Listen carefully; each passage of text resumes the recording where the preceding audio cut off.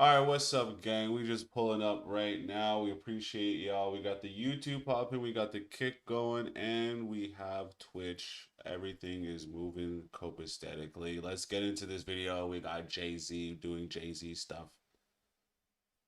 Nothing short of a disaster. He's done several interviews already. He's constantly being misquoted, and the biggest platform in hip-hop is on his head top, and that is academics. And I do think there's a solution for this for Jay-Z, although I think things are in motion and he should have planned this better. But first, we're going to start off with one clip from a previous video that I did where it's the one that spread the most about this Jay-Z interview. I tell people all the time, never fight against the future. The future's coming. Artists, they were trying to recreate something that was already done, but they're not connected to it like that. They're not living it and breathing it. They were fighting against gravity as opposed to telling their story. We needed that other side. We needed to hear about what happens when you... What are you talking about? What is he talking about? Can someone explain to me what he's saying? And this rollout, is it a rollout of what? Another book?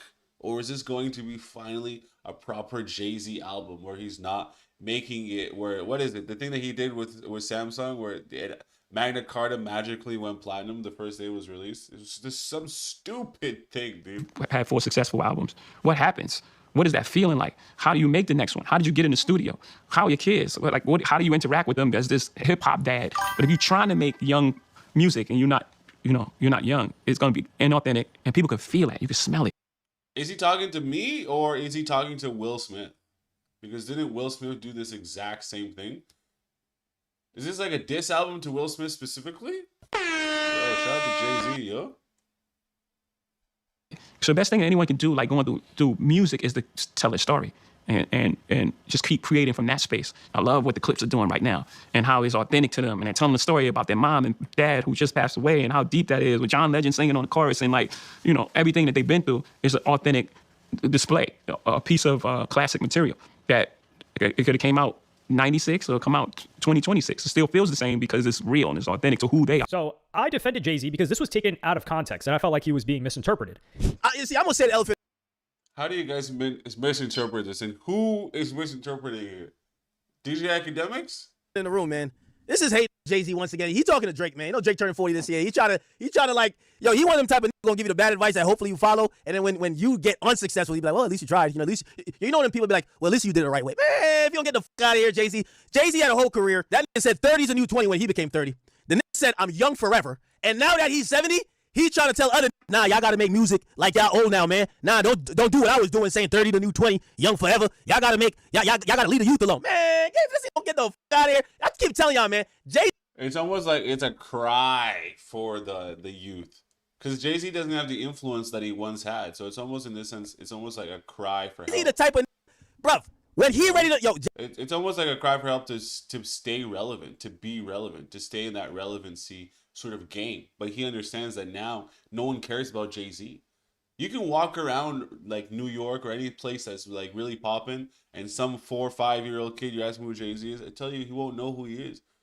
Unless you put Jay-Z in a Roblox suit, then he's not gonna know who that nigga is. Jay-Z likes to put a bow on a lot of bull. The guy's 70, half his life. Jay-Z was like 50 when he was like, yo, I'm young forever. What you mean young forever? Let's go back and check out the math. So Academics is the biggest platform in hip-hop media and creating discussions on hip-hop as well.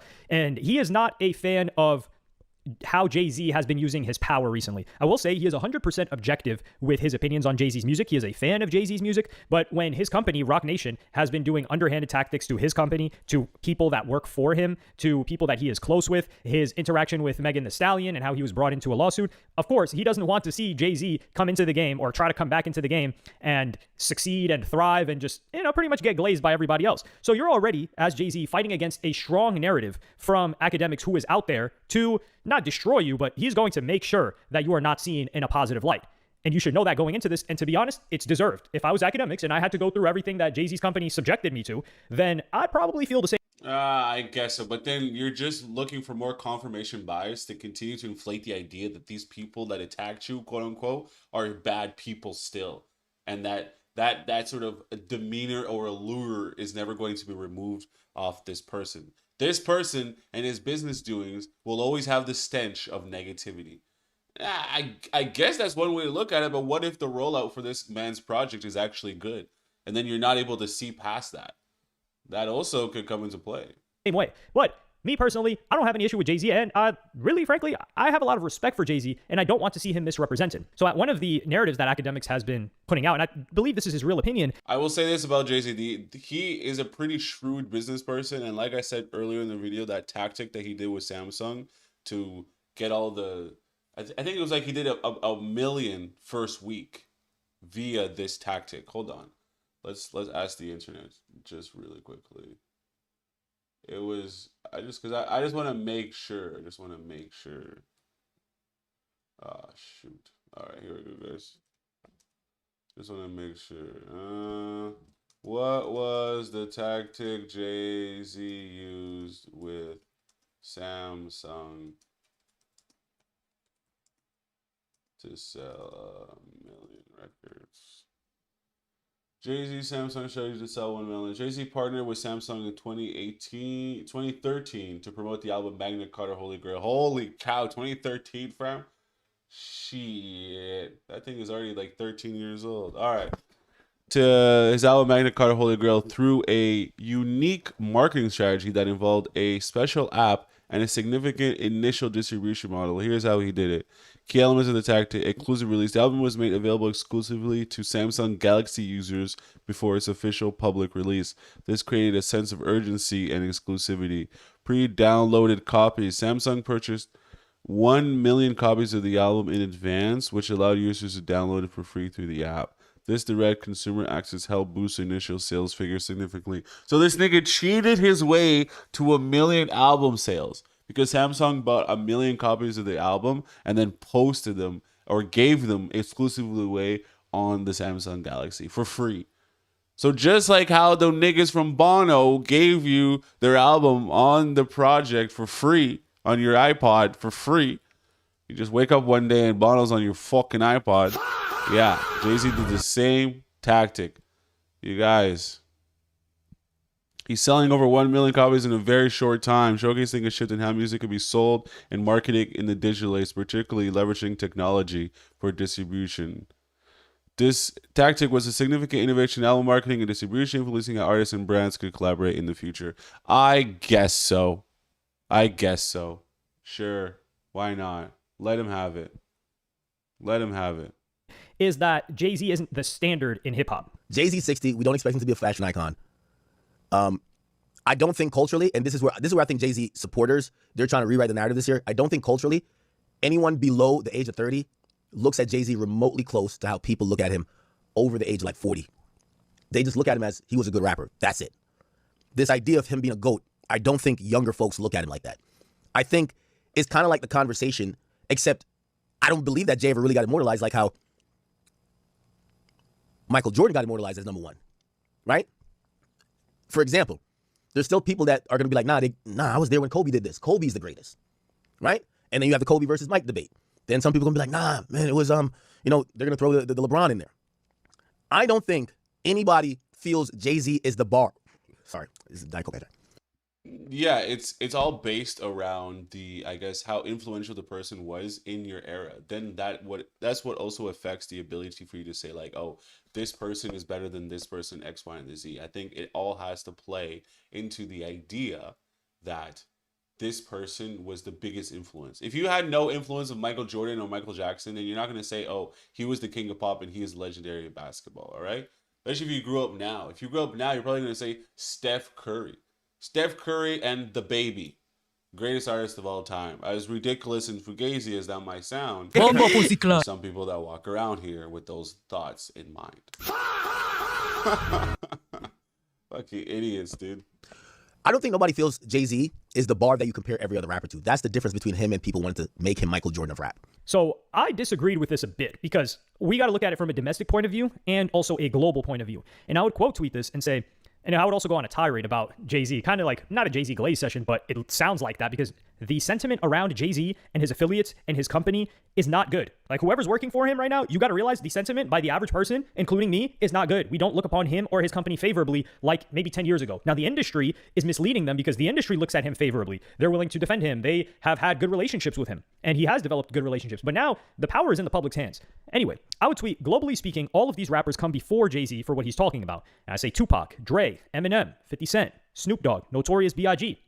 And the reason why I say this is because when rap music or rappers travel globally, most of these people's primary language, was not English. And hip hop is more than just rap.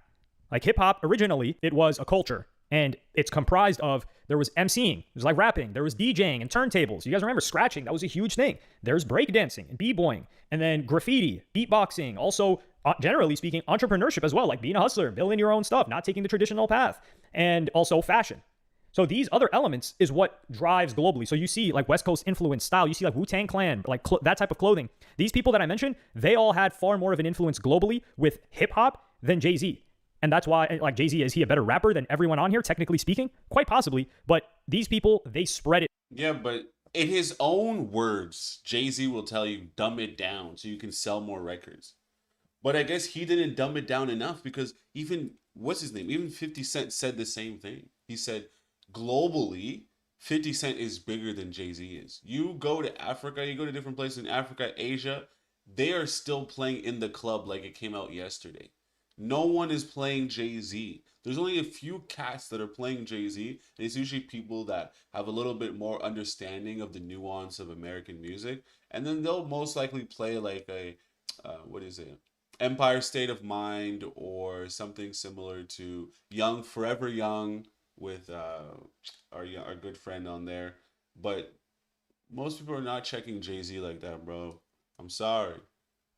Further, and they are more recognizable. They would be able to pull bigger shows than Jay-Z, and it's not because they're technically better. And then I reverted back to domestically, and I'm like, all right, domestically though, Jay-Z is above all of them.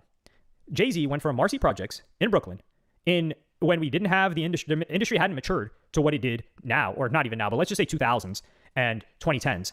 So he was selling drugs, and then now he's sitting on the board of Square, the company Square, a multi-billion-dollar corporation that the majority of businesses are using. Yes, the founders of Cash App, the founder of Twitter. Yes, this is understandable, but this is what I'm saying. His business acumen is something that needs to be understood and studied. Yes, this is okay. But to say, like, domestically, yeah, I guess Jay-Z is a legend domestically, but like I said, in terms of his influence, a lot of the younger generation aren't even going to know or care. They're just going to be like, yes, Jay-Z is, because he's been in the game for so long, he can be looked at as a figurehead just by the amount of seniority he has. But in terms of like influence and things like that, he's definitely not going to be able to pull the Samsung nonsense he pulled 13 years ago today. It's not going to fly, bro. No one's going to want a random Jay-Z album on whatever iPhone they get. Also founded Square, and they process $241 billion in payments annually. Jay-Z is on their board. That is the greatest jump that we have ever seen in history when it comes to entrepreneurship for a rapper. And that is an important part of hip hop. But I also talk about like influencing culture, right? Domestically, the Super Bowl, it's a huge deal in America, maybe a little bit in Canada too, because Canadians have their own football league. But globally, it's not the hottest thing in the world, right? It's not the FIFA World Cup. It's not even the NBA Finals. NBA Finals globally is bigger than the Super Bowl. But he runs the Super Bowl halftime show. He put on the programming for that. So he's with Roger Goodell. He's with the commissioners of the NFL. He's with billionaires that run, and he's on the board. He's just not hanging out with these guys. He's doing business with them. They have respect for him. He's in the Epstein files in a way where they give him favor. They're like, hey, this guy, he's the guy that runs culture. You go to him, and he'll make sure you're straight. So they have esteem for him in this regard. We don't know how they think about him, but the only time we've ever seen how they talk about Jay-Z, it's from... We know how we think about him, dude. He's a black guy hanging around a bunch of, the boys. How else do you think they look at him, bro? Yeah, he's the guy you go to for the culture, but we all know secretly how they talk about him behind closed doors, fam. Respect for what he's able to do. And a family with a superstar, that's peak. Like, he's married to Beyonce. Him and Beyonce have really had no public arguments. Like, you could say Lemonade and the whole cheating scandal and all that, but the woman he cheated with never came out. Yeah, and that was like a decade ago, dude. And the fact that she stayed with her mans while the majority of most of these women are just randomly getting up and leaving, and she decided to stay with her mans, that should tell you everything you need to know. Everything you need to know about the relationship, or how powerful this young man is, bro. It should tell you everything you need to know about Jay-Z and his strength. Out publicly. She never said anything. We don't know what she looks like. It's all rumors. His family is quiet. His kids have never done anything crazy. Because as quickly as, what's his name, Offset was doing dumb shit, Cardi B left. The dumb shit that Jay-Z is doing, Beyonce is not saying a thing. She'll make an album out of it, sure, but she's not going to go public and humiliate her mans, bro. You know what I mean? Because that's how powerful the man's is, bro. We never saw, like, I don't want to make comparisons between people's kids. I just find that to be disrespectful, especially celebrities' kids. Well, they're the ones who people are going to make comments on. But you look at their daughter, she's not doing the most. She's not hanging out with bad influences that are celebrities when she can. So they're doing their best to raise a family where we haven't seen any controversy. You don't have anything to say about their daughter, Blue Eye. Right, but in nature or in life as a whole, you should never compare anyone's kids to anybody else, especially like parents. Parents do that all often. They'll be like, "Oh, you're not like Aunt Jackie's kids, or you're not like Jeremy's kids." He's like, "No, don't compare the kids because the upbringing is different, fam. Don't go around doing that." Anyway, guys, that's Jay-Z's rollout. We don't know what the fuck he's rolling out. At the end of the whole video, what did we learn? We didn't learn anything about this rollout of a project or an album. Is it a project? Is it an album that Jay-Z's coming out with? Or is he just talking about rolling out? We don't know. Maybe Jay-Z has reached the pinnacle of business. He's too high up on the apex calendar. He's reached a point of no return. I guess we'll never know. Yeah, just like the rest of you, I'm trying to figure out, like, yo, what is this Jay-Z thing that we're talking about? Jay-Z's rollout. Rollout for what? What is he rolling out? Does he have a new song or album or like what? No, I feel like I'm so out of the loop. I feel like I'm so out of the loop. You know? Maybe I made a mistake. Baby, I'm sorry. Baby, I'm sorry. I'm not the Iceman. Baby, I'm sorry. I'm not the Iceman. All right, let's get into this guy. Sorry. Are we about to get Iceman the movie? Or maybe we're going to get the album. Jesus fucking Christ, guys. Iceman the movie? Stop with your dumb shit. With a bunch of different music videos. Or maybe this whole concept is a visual product that will be packaged with the music. There's a lot of things to theorize and think about based on what we've seen going on in Toronto and other cities over the past few weeks. But before I get into any of the details, I want to ask a favor. Please make sure you like, comment, and subscribe to the channel. And please hit the hype button if you're watching on mobile. If you haven't seen or if you haven't heard, Drake has been spotted going around Toronto again, and I have all the images and all the information that you need to know. I'm going to connect it to the bigger... This guy has really got me mad with that comment. But it's okay, guys. Like and subscribe to my channel as well. Dude, shut up.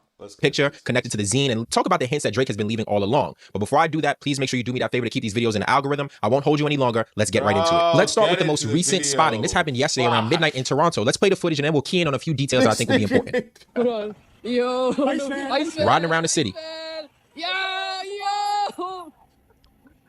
No way, yo. All right, so now we see he's obviously filming something, but now let's get into the details. The first thing you'll notice is you didn't hear any music, which is really, really important here. So I don't know if he had headphones in or it was so low where no one could hear what was going on, but I think that was done on purpose because I don't think... Okay, why is he dissecting this thing like crazy like that, dude? It's just a nigga filming a thing, dude. He's just filming a thing. It's not that crazy like that. He's just filming something. I don't know what it could be. Listen, for me personally, I'll tell you this. In terms of the Iceman rollout, it's been going on for too long. It's too sporadic. There's like too much timing and distance in between each release where I'm just kind of sitting there asking myself, why are we still talking? It's almost as if the album should have been released months ago and it hasn't. And we're all sitting here just yapping about it, yapping about something that needed to be released a long time ago. And it hurts me. It really pains me to have to sit here and watch my nigga Drake go through what he's going through. As a Drake fan, I'm hurt by this whole scandal, dude. Drake wants anyone to hear this music. If you've been paying attention this week, there's been like 50 leaks of Drake's music, but it's all been AI. And this is very rare. We have not heard any Drake leaks from the album, which is typically something that happens for almost every single release. So I think his team is keeping things very tight to the vest, and they don't want anyone hearing this album before it's... That's good. That's good. The AI tracks only just hypes it up better. The only problem is, what if the AI tracks are better than the whole fucking album, bro? That's the thing. Listen, we have to keep in mind that Drake still has a $400 million deal with Universal, okay? So there's a lot at stake riding on this man's releases. If he releases this project and it's just a flopper, He's going to have a tough time dealing with the fact that he owes $400 million to Universal, guys. Ready to release. You'll also see here the jackets that the team was wearing. It says Freeze the World Film Crew. Now listen, I'm going to keep keying in on this phrase Freeze the World because I think Iceman and Freeze the World mean two different things. I have said for months that there's going to be a tour. I think we can obviously confirm that, right? We know Live Nation sent out an email the other day. So we know that's going to happen. So maybe that is the tour, the name of the tour, or maybe it's something else, right? I believe this will be a double or a triple album. Maybe one version is Iceman, maybe one is Freeze the World. And when you see Film Crew, that tells me more than just a music video, which is why I'm saying, and I'll get back to this at the end of I really hope. I really, really hope in the whole grand scheme of things that this nigga Drake is not releasing a double album. I pray. I need a one album, okay? That was a reference to One Dance. But I pray I need a one album, okay? I need a one album from Drake and his whole camp.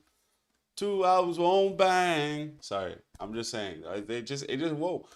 Because that's too much Drake music, and you know how watered down his sound already is, man. You know how watered down it is already. the video. What else is going on here? Gordo and other people in the industry have said that this release will be special. This release is different. This release is going to change things. So this tells me this is more than just a music video. The next important image that we're going to look at is the branding on the side of the truck, which has the Iceman logo. And then you have the horns, which obviously symbolizes Texas, which Drake is a resident of. And he's been referencing Texas pretty heavy. You know, Drizzy gonna roll like a Texan. All of his trucks, his whole fleet has the camo and the horns on all kinds of cars. So we know that he is really locked in with the Texan culture. So that's why I think this is reference here. If you go to the zine, if you go to any of the larger breakdowns, you see that there are like 50 or 60 logos that go hand in hand with Iceman. And these are the ones that are referenced here. So I think we're going to see a bunch of different variations. And likely when we get the album with physical copies, you are going to be able to buy different variants of the album as well. I think this all rolls into a bigger plan. But it's just those little details that sometimes you have to pay attention to. But I wouldn't just be making this video about this one tiny glimpse that people got of Drake recording a video. There have been multiple, and I've talked about some, but this is one I haven't covered and many people haven't spoken about much. Drake was spotted last week at a cemetery walking with an unknown woman wearing the same exact outfit that he wore in Iceman episode 3. So again, something we have to pay attention to. These are through lines that are connecting not only the episodes, maybe to a music video, or again, maybe to a short feature film. And you know what's crazy about the episodes, the Drake episodes throughout this whole thing was that, man, this whole Iceman rollout has not banged the way it was supposed to bang, bro. It has not banged the way it was supposed to bang. There hasn't been a real chart topper on this project. Like most Drake albums has a chart topper before the album is released. There hasn't really been a really big sort of push on this. It's similar to it doesn't have the same sort of backing, and it doesn't have the same mystique as what is it? Songs to Make Love To, or whatever the fuck this song's called. The project with Party Next Door. It doesn't have that same sort of, right? It's like that project sort of came out and then the hits came after, right? Like Nokia and things like that. So unless What Did I Miss was supposed to be a hit, they missed the mark with that completely. So now the album, now they'd want to keep everything under wraps, no leaks, just drop the album and have the buzz catapult the project to what it could be, right? I think that he's not trying to leave any stone unturned, and I can appreciate that.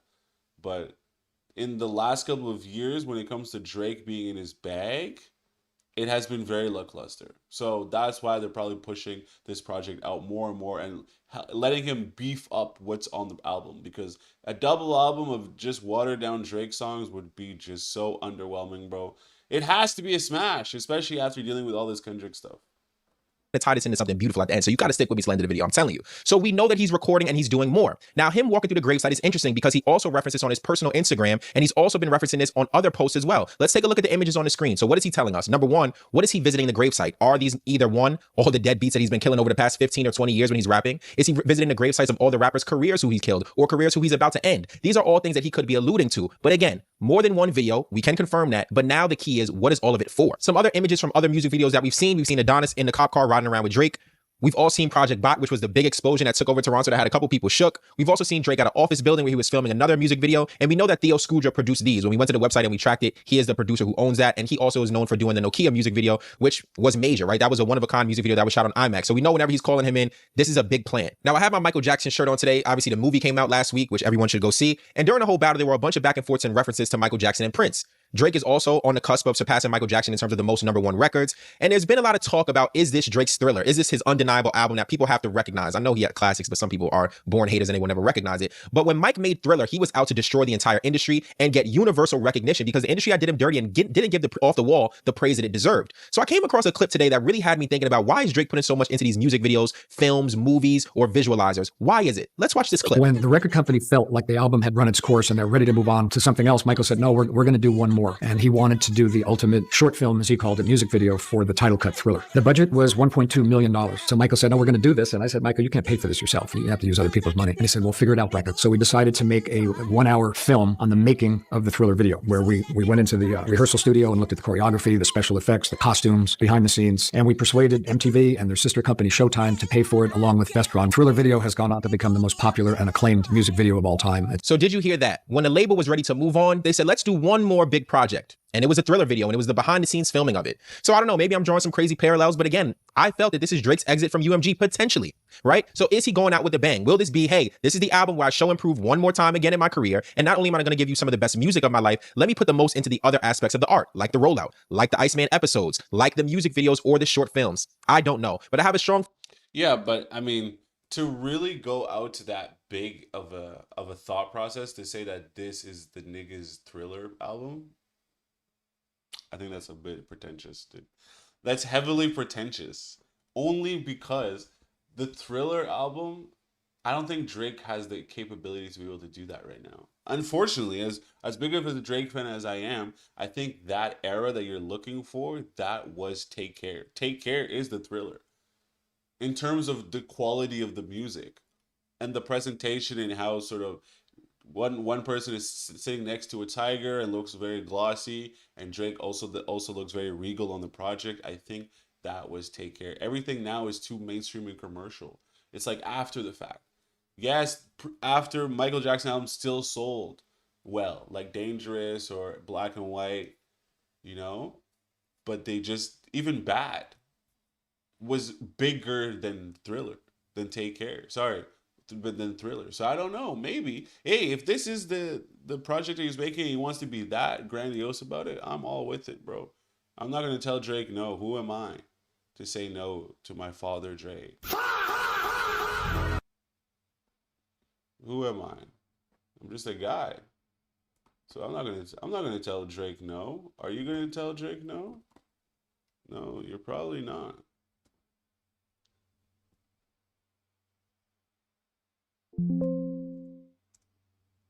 What good would it bring you to tell Drake no? All right, let's get into this lawsuit stuff. Let's get into this people doing lawsuit shit. Fucking lawsuits and shit, right? Fucking lawsuits. Just when you think lawsuits will never end, they continue to plague us. About $45,000 for a beat that he made for Rihanna, and ended up having to give up at least half of that, if not more, to the person that made the sample that he used, even though that sample was listed as royalty free. That story's been all over the internet. When I heard that story, I'm like, let me look up who this other producer credited on the track is and see if it's somebody I know. So the basic problem of all producers that we all go through forever and ever and always is using royalty free loops. Some of us use them, some of us don't use them, but he used the royalty. It came from this. Things are free. This is all free. And the man's used it to make a Rihanna song. And now the guy who made the project is coming calling.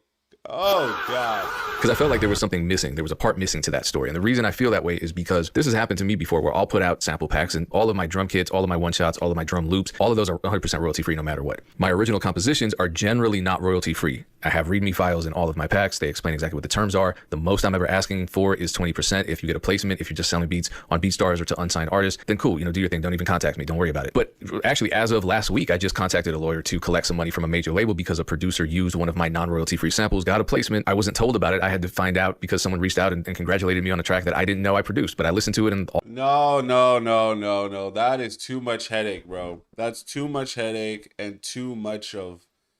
I don't know. It's just there's too much of this idea of having to hunt down people. Oh, my song, like the song, the one hits and the sounds and blah, blah, those are free. But as soon as you get into now the compositions and the melodies that you could use in your record, oh, there's a README file in there that they were supposed to read, but most people don't read that kind of stuff. So now I have to chase this guy down to get my lawyers involved. I think that's complete BS. That's completely just absolute BS, And I hate to have to say that. I think if you're going to put out something for free, it should all be free. You just got to be like, oh, I'm taking a hit on this. And I get it. People in the music industry want to make their money. But some things, bro, you just got to just be like, sorry, this is free and let that shit fly. All the instrumentation was done by me. It was in one of my packs, and it was clearly marked as non-royalty free, and I put all my information in there, so the person could have contacted me, but they didn't. So that's why when I heard about what happened with Hit Boy, it struck me as odd, because I don't know, I've been on both sides of this particular situation, and when I saw the name of the other producer who was credited on the track, I assumed that this is the person that owned the sample that Hit Boy ended up having to negotiate with. So I was like, let me reach out to him. Got some information. He didn't want to be named or anything like that. And you know, there are always several sides to every story, not just one, not just two, maybe three, maybe more. And this situation could have been avoided. So if you're watching this and you use any type of samples, any types of loops, don't get scared. Just be prepared. I didn't mean for that to rhyme, but hey, if that helps you remember this, let's treat it like a 1990s era public service announcement slogan. All right. So let's see what went down with Hit Boy. And you know what's so crazy? I never told the story. On Anti, I got paid $45,000 per track that I did. Basically, once the thing comes out, it's a random producer. He basically approached Oh, sorry. my attorneys and said that I stole his sound, I stole his music, but I got that pack out of the royalty-free kit from I traded kits with Don Cannon that literally said, in parentheses, royalty-free, right? And I was just like pressing different things, and I made that pattern for Woof. Basically, got into a place where half of that money, that $45,000, I had to give it to him, and I had to give him most of the percentage on the song. I tried to be like, yo, bro, I had no idea. The pack literally said royalty-free, and it wasn't a loop. So he tells me, you know, you stole from me, and da-da-da, and I just was like, what? I was like, bro, we could tap in and we can make more music. He like, nah, you stole my sound. I'm like, all right, bro. So I had to give him the $45,000 back. He big dog the situation. Wow. From what I understand, if you change a sound to be different, so that way it's not the exact same copyright, then the copyright would then change, and then it wouldn't be. However this went down, they was like bulldog. Do you know who the guy interviewing him is? Because he shouldn't be interviewing people. You should just cut that part off. Well, no, can we address that dumbass shit at the end? If you change the sound and the copyright, shut up, man. If you don't know. That isn't how it plays. If you change the sound and the copyright changes, no, that's not how it is. And that guy who's doing the interview, he's actually a pretty big interviewee. The problem is that he doesn't understand about the royalties and all the back end of music. You need to manipulate and change the sound at least 7 times is the rule in the game. It has to be noticeably different from the original, right? So this guy might explain further, but at least from what the knowledge I have, that's how it usually works. Oh, about some shit, don't talk about it. That shit, because you know some aspiring producer is going to watch that and be like, well, the guy with the glasses in the Hit Boy interview said, if you change the sound slightly, it's yours. And copyright law, shut up. You know, this is how this shit happens, because people like that. So break, because obviously, Payne, you sell packs, right? Like, yeah. And you know, we see royalty free on it, and I know that's confusing to some people. Obviously, it was confusing to Hit Boy, but you know, break that down, kind of how that happens, and maybe if something else should have happened when Hit Boy used that pack, like what should have happened. Well, when I watched this clip, I wanted to figure out who the producer was, because something seemed off. Because my thing is, all right, if I release a pack and it says royalty free, and I release it and I'm labeling it as royalty free, those labels, the lawyers, no, they're not going to let me get away with at the last minute saying, no, hold on a second, no, I want to cut. There's a paper trail. You know, if I'm releasing so for your packs, like you when you sell them, obviously you get compensated for the pack, and then you don't have any expectation on any side of the copyrights on the master or the publishing. So everything is royalty free.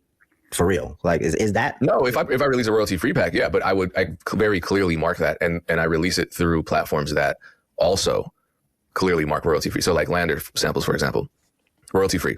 Anything I release through there has to be royalty free. Anytime I release a drum kit, all those one shots, all the drum loops, royalty free. But there's a README file in the kit, and when you go, so if there's any confusion, right? If any producer gets a placement with, say, Damn That Hurt Volume 5, they have a drum loop in there that I created. And someone at the label was like, are you sure this is royalty free? Let's go back. Here's the pack. Here's the README file. Oh, well, that's not enough. Cool. Let's go to the source. So go on Google, go right to my official website, go to any of the websites that are distributing that, and you'll see that it says royalty free. Now, when it comes to a composition, I have very specific terms there. I'm not asking for 50% of a producer's equity if they get a placement with it, but if it's and that's just how I do things. But that's all clearly marked too. And you can trace it back to any of the so when you say when it's a composition versus a loop, like what is percussion one? I think when it comes down to a lot of this, and being as somebody who has been in the game producing records, producing stuff for a lot of artists, I think when it comes down to it, the music industry is one of those things where if someone is going to take advantage of it or take advantage of you, they will do it. A lot of producers, especially back in the day, the game was you would send out a bunch of beats through email, right? But because these artists are now inundated with hundreds and hundreds of beats, the thing is, you put the name of the beat, you put the key, you put your phone number, you put your email all in the title of the song, so that if somebody ever is using the beat, they have the way they can contact you because they liked your beat, right? This is how the placements and things would work. But obviously, there's a lot of shysters, right? So a lot of these shysters, they would either just get the producer to remake the beat, get their artist. There's always people are always trying to work around the idea of giving people credit. Now, obviously, this guy who's dealing with Hit Boy, he obviously made a mistake, because if you're going to label your stuff as royalty free and someone uses it, and then now you turn around and say, oh no, it's not royalty free, you need to pay me, I think that guy is probably releasing these projects or tapes as royalty free as a way to capitalize on his product actually being placed somewhere. And then he turns around and says it's not royalty free. Listen, as a dirt band, it's a good dirt band move, and it's probably what he's been doing, which explains a lot. That's really my input throughout this whole thing. So make sure when it comes down to the music industry stuff, you're doing the proper due diligence, because most people in the music industry are going to find any way they can to screw you over. It's not fake, that's true. I gotta get another fan in here. There has to be another fan. It's gotta be right here. There's gotta be another fan. Oh, I could just use this one.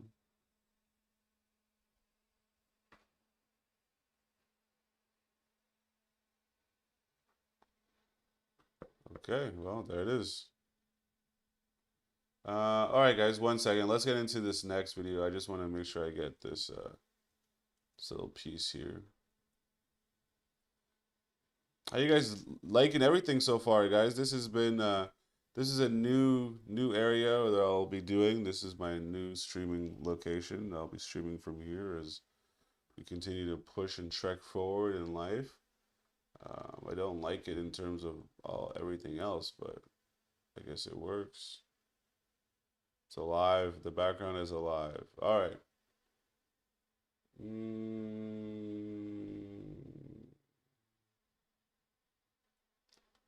Life is The Cavicular Empire is collapsing, and I guess we're about to find out how.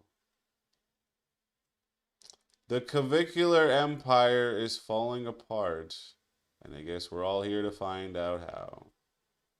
Cavicular is falling apart, guys. His face is melting off his face, and we have to find out why.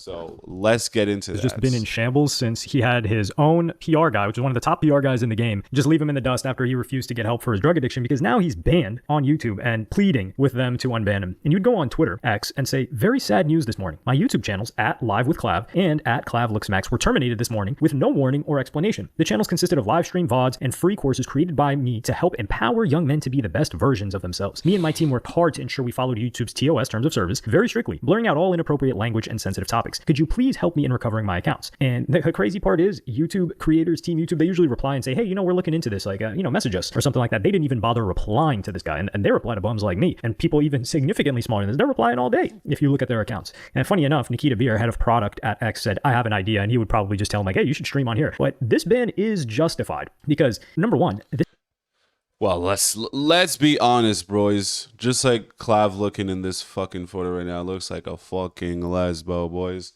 All right, no, but to be honest with you, the reason why this nigga is being banned on these platforms is not because he's not following the terms and conditions. It's mainly because his entire demeanor or behavior, the way he presents himself outside of platform, is not something that YouTube wants to be associated with. So unfortunately, yes, when it comes down to it, you can be following all the rules on YouTube, but if your personality or image now is too big and you're doing crazy things that YouTube does not like really rock with, this is what's going to happen to you, bro.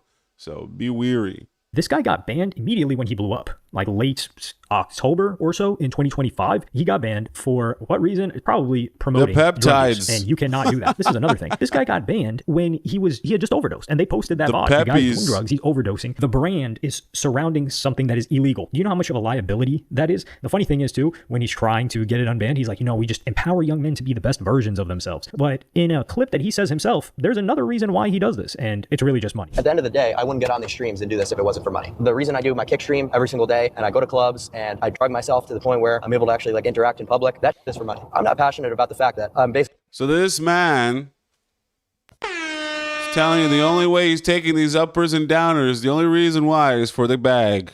That's it. The reason he's allowing himself to destroy himself in this manner is all for the bag. Well, ladies and gentlemen, sometimes you have to ask yourself, is it really worth it? Is it worth it? When I break it back down and reverse it, when I take another peptide, baby, work it. Is it worth it? Our good friend Clavicular. Addict to do this.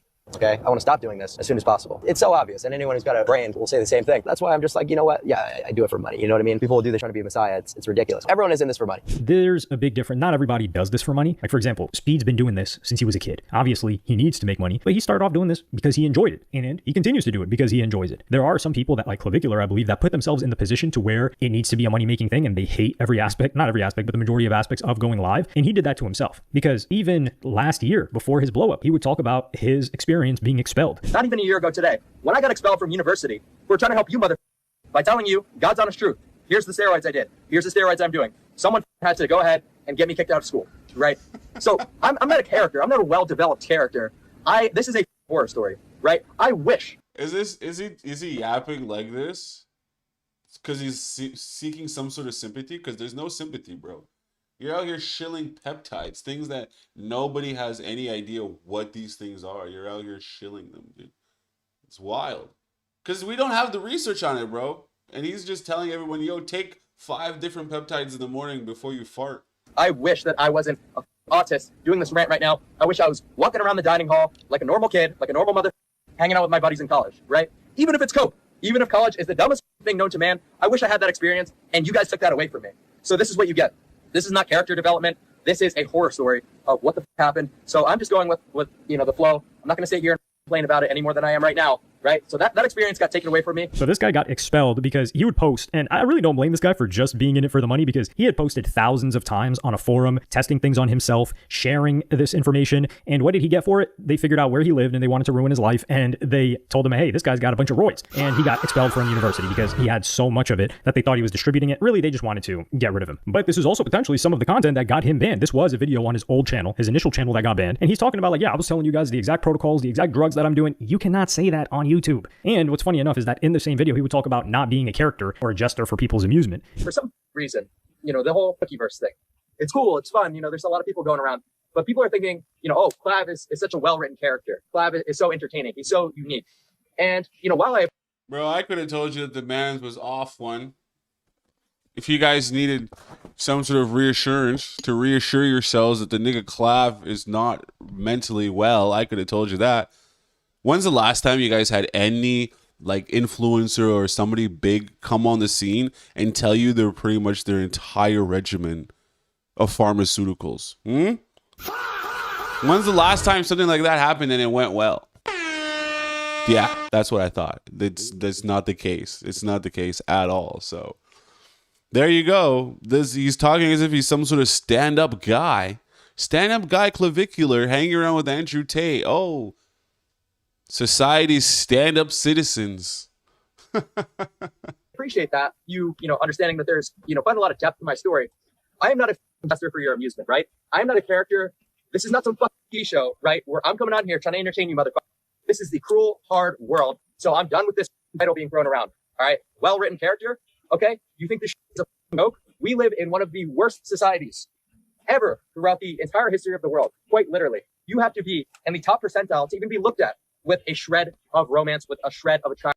This nigga's wilding, bro. First of all, don't listen to these stats and numbers that this wild idiot is throwing out there, bro, because it's crazy. First of all, this is the best society. The amount of information that you have access to, the ability to live better than most ancient kings and princes used to live back in the day, is just, it's phenomenal. So the fact that you would say this, because this is the idea with all these Looksmaxer things. The whole idea with the Looksmaxer thing is they're so caught up in this idea that, oh, the world is such a negative place. It's such a bad place. The dating market is, woe is me, woe is me. The only thing I can do is figure out how to improve 1.5% of something every single day in my facial features to make things work for me.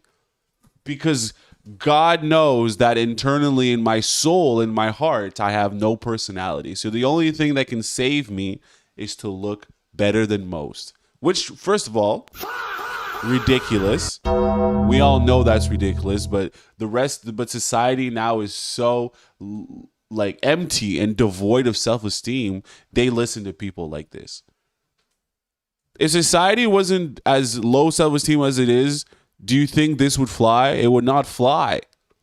It would not. He would not have the influence that he has. That's why people like YouTube had to shut him down. Just like they shut down Mr. Andrew Tate as well. Same sort of idea, you know? By women in this day of age. So when people are sitting there on TikTok like, oh, wow, this edit of Clav is cool. Or Clav said this. Or Clav, oh, he's such a crazy guy. Motherfucker, you think that I'm doing this as a form of entertainment when I have to say it for 3 days in a row, high on crystal, right? Trying to suppress my appetite and get hollow cheeks, right? Is that supposed to entertain you? I can't even talk to people without some sort of version of benzos. I need fucking Razolam just to be able to have a conversation like a normal person. Is that supposed to be entertaining to you? Funny enough, a little bit later, he would turn into that character for the opportunity to make more money, which is understandable when you've got the weight of the world on your shoulders. But another reason why he got banned is because, well, the first reason is because he's evading a ban. That's why they didn't give him any warnings. Like the first account, they just clapped because depending on how bad what you did was, they won't even give you a warning. They'll just get you out of here. Like currently, a bunch of people are getting banned for like inauthentic content or just stuff that they believe that was made with AI, and they're clapping these people. They're not saying, hey, look, here's strike one, here's warning one. No, they're saying this entire channel, we don't like the quality or lack thereof. It's not real enough for us. And the AI is clapping them and banning them. And people are getting packed up with some of them claim that they have real authentic channels. I don't know. I haven't looked that far into it. But if you make another account after and you try to keep it up, you're donezo. You're already banned. So those are just going to get packed out too. So what he needed to do was not make these accounts. But what usually happened is someone else made them for him and it was like kind of like a proxy, but they were like, nah, we're getting rid of this guy. So that's point number one, because there are people that are smaller than him in his sphere that are doing the same thing and talking about the same things, but they didn't get banned. And why is that? Well, simply because of how big he is. Yeah, that's it. Like this guy, they just dropped a Hulu documentary with his face on it. All of the slang, everything that is good for him, that makes him more famous. People are copying his slang. They're all, taking the same protocols as him. Everybody knows this guy now. That's also what makes him a gigantic liability for YouTube. Because if some outlet comes out and says, well, YouTube, they're platforming this guy that's telling kids to do. Exactly. It's by proxy, bro. That's what I said. It's the things that he's doing outside of it is what making him sort of something that you don't want to touch, you don't want to be associated with. And that makes sense, dude. They came out with this guy, Clavicular, telling everybody, oh, Clavicular's so great. He's so awesome, guys. Look how awesome he is. Yeah, that's not the case. And he's not awesome, bro. He's shilling things that we don't have no idea what the repercussions are going to be in like 2-3 years time. Even his idea of like minoxidil that you're supposed to put on your hair for hair growth or whatever. It's like once you stop using it, all your shit falls out. So it's like, what? Now I'm stuck putting fucking minoxidil on my fucking head top? Because I listen to Clav? To hit their hammers on their faces and, do all of these other things that he's suggesting people do and some that he's trying to tell people not to do, but showing people that he's doing in content every day, that's a huge liability. So if you are one of the most famous guys and you're representing that, they're clapping you up. Like for Andrew Tate, they clapped that guy up when it was time. And his content was nothing compared to Clavicular. He wasn't doing drugs. He wasn't doing anything illegal, like not in his content at least. But they just said, hey, there's a lot of backlash on this guy and he is getting ultra famous. We don't want him here. Another similar situation happened with EDP. So EDP wasn't because he got caught, because there was another guy, a guy by the name of Mini Lad, who got caught in a similar situation as EDP. And it was with a real person. So it was a real girl that he got caught chatting it up with. And the EDP situation, he tried to meet up and he met up with a decoy. But this person, it's worse because it wasn't even a decoy. And doesn't matter if it's a decoy. Doesn't matter what. You niggas are wasting your time trying to link up with the Ute of Utes, bro. A tiny tank under. Oh, yuck. Yuck. Listen, guys, when it comes down to it, please do not try to meet up with them youngins in public. That's just weird. And second of all, how you behave and what you stand for can affect your YouTube channel being removed. I'm just letting you guys know. So now you have the information. So you won't turn around and say, oh, Clavicular is the best. We all goddamn know he's not. Ugh. You guys are getting involved with children? Come on, man. Stop it. Stop it. It's absolutely vile.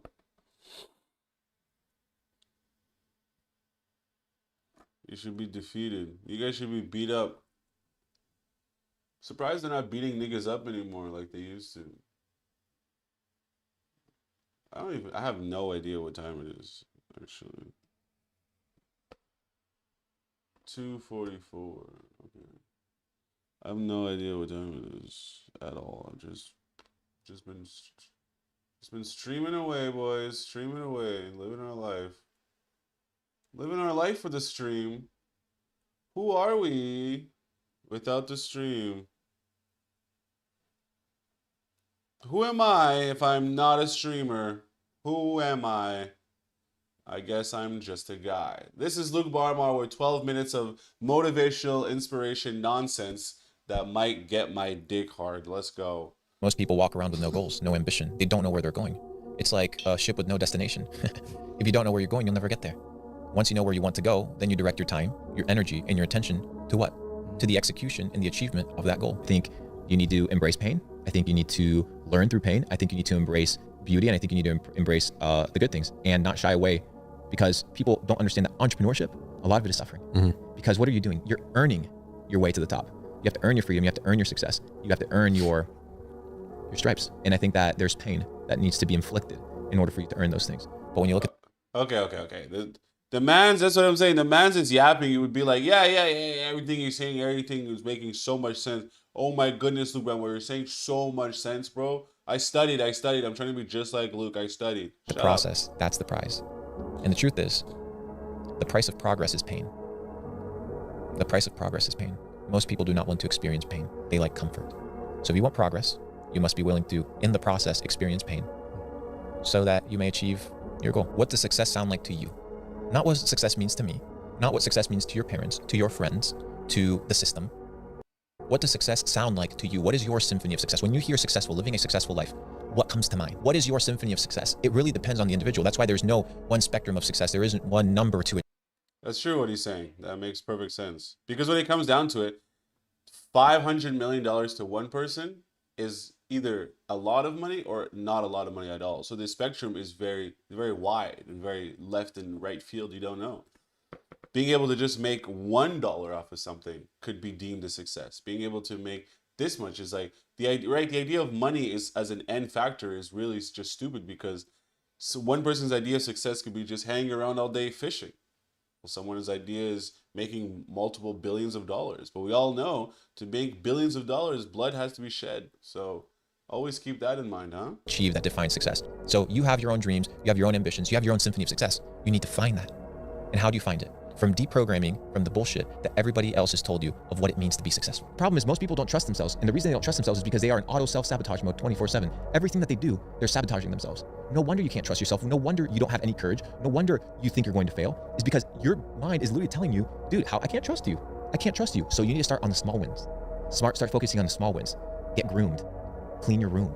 Start hanging out with good people. Read a chapter in a book and say, I'm going to read a chapter, and you sit down and you read it. Right? I'm going to read this news article, and you sit down and you read it. I'm going to eat good food and not bad food. And you do it, and you start building trust with yourself. Trust, reputation, rapport. And then you realize, wow, I can actually do anything that I want because I trust myself to do it. Broke people and successful people are both self-made, but only the rich and successful will admit it. They're the only ones that will admit it. The person that's broke, that's struggling, it's hard for them to admit that they are there because of the way that they think. But they are there because of the way that they think. Not only that, but it's also understanding that you can't solve the problems in your life with the same information that caused the problems in the first place. You need new information. So you need to become a new person. That's true. That's true. You do need new intel.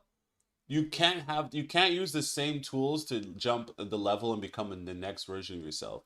If you don't take on a new sort of identity or a new set of paradigm or a mindset, then the things that you're trying to climb, the person you're trying to become on that next level, it just won't make sense. Because some attributes and habits that you have are actually the things that are holding you back from advancing to becoming that ideal individual, you know? Addicted to getting fucking mentally strong. And not just physically strong, not just hustling, but mentally strong. Because the Bible says it, as a man thinketh, so is he.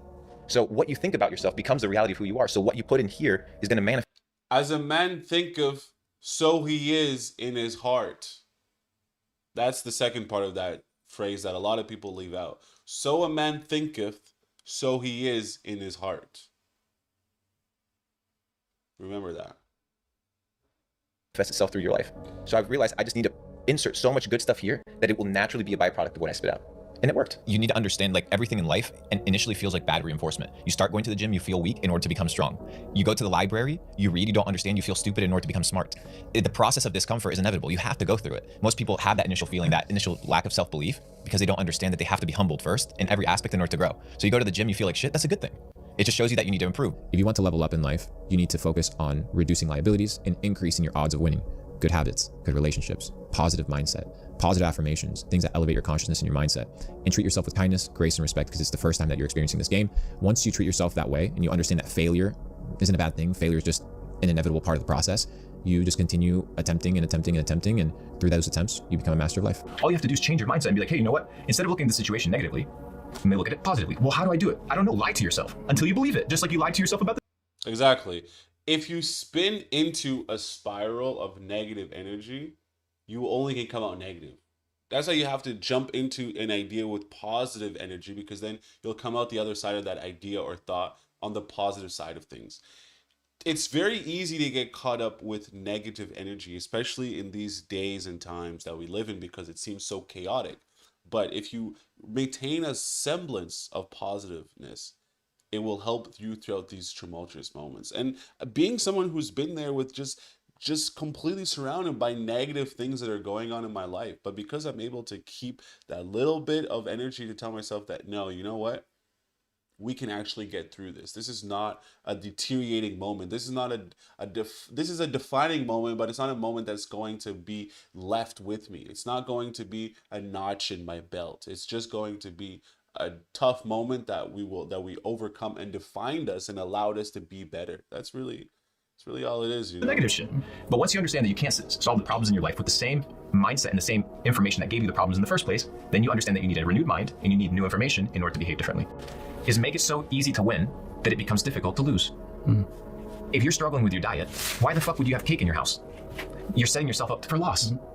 If you have debt, why do you have a credit card? Make it so easy to win that it becomes impossible to lose. Just make it easy for yourself. Position yourself. If you have cigarette addiction, why do you have a pack of cigarettes in your car? Don't hang out with people that smoke. It makes no sense. You need to position yourself.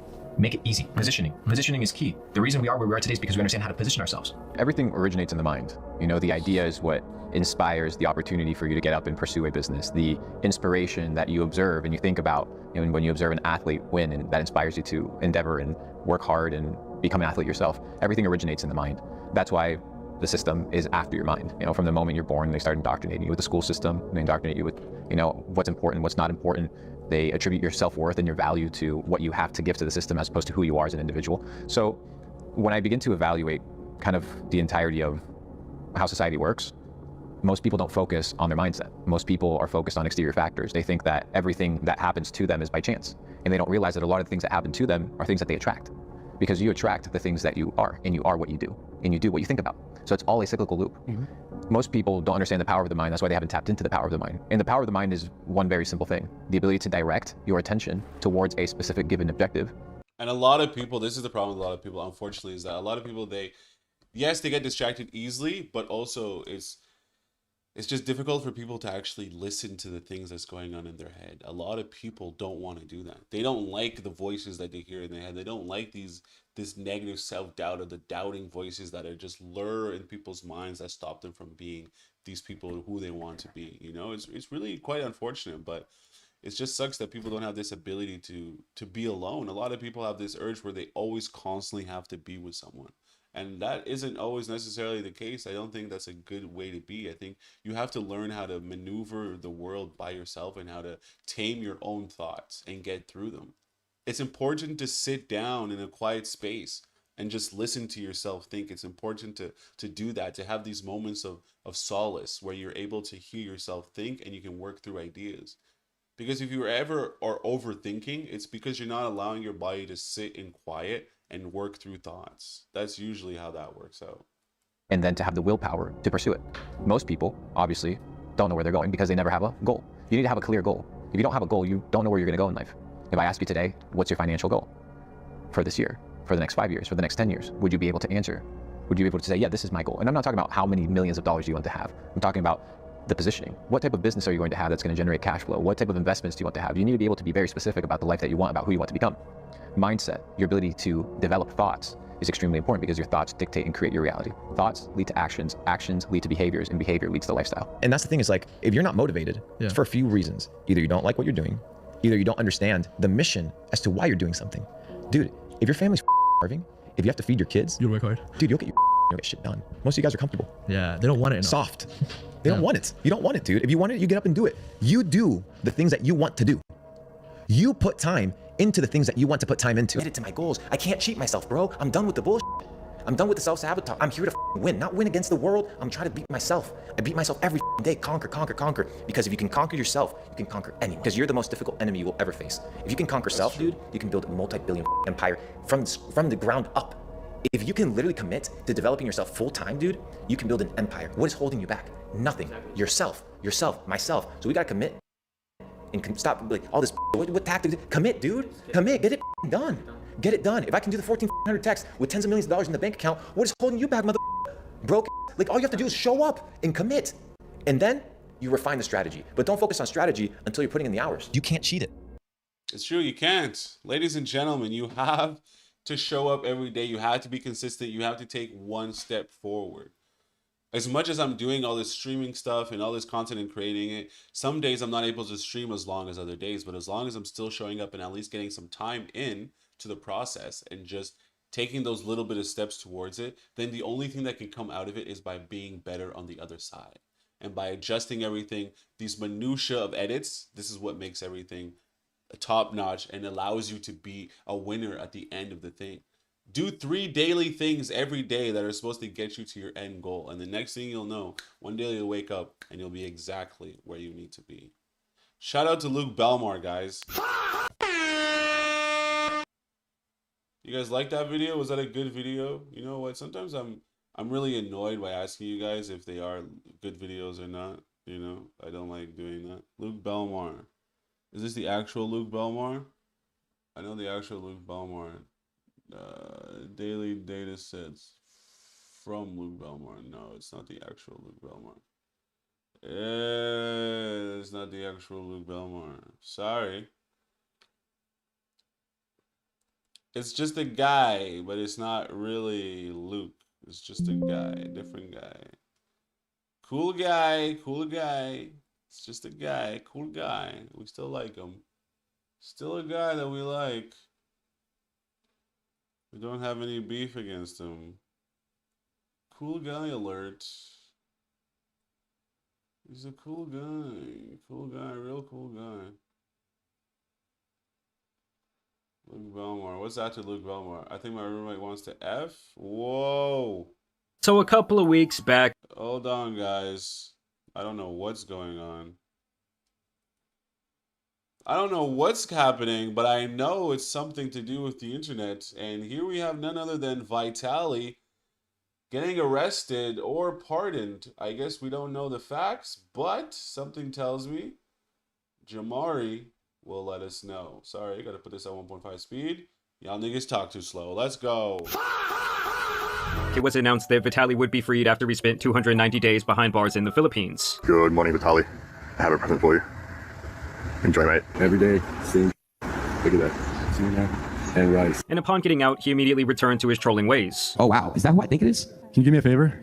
You would think that this man, he would have been humbled by the internet and been humbled by his situation. Turns out, no, that is wrong. He hasn't been humbled by it. In fact, he's actually getting worse. Went it tonight? Oh, wow. Now, following this, Vitali vowed to expose the corruption of the Philippines justice system. I had a phone the whole time in jail. I vlogged the whole experience, and I'm going to expose the corruption and everything. Wait, did you keister?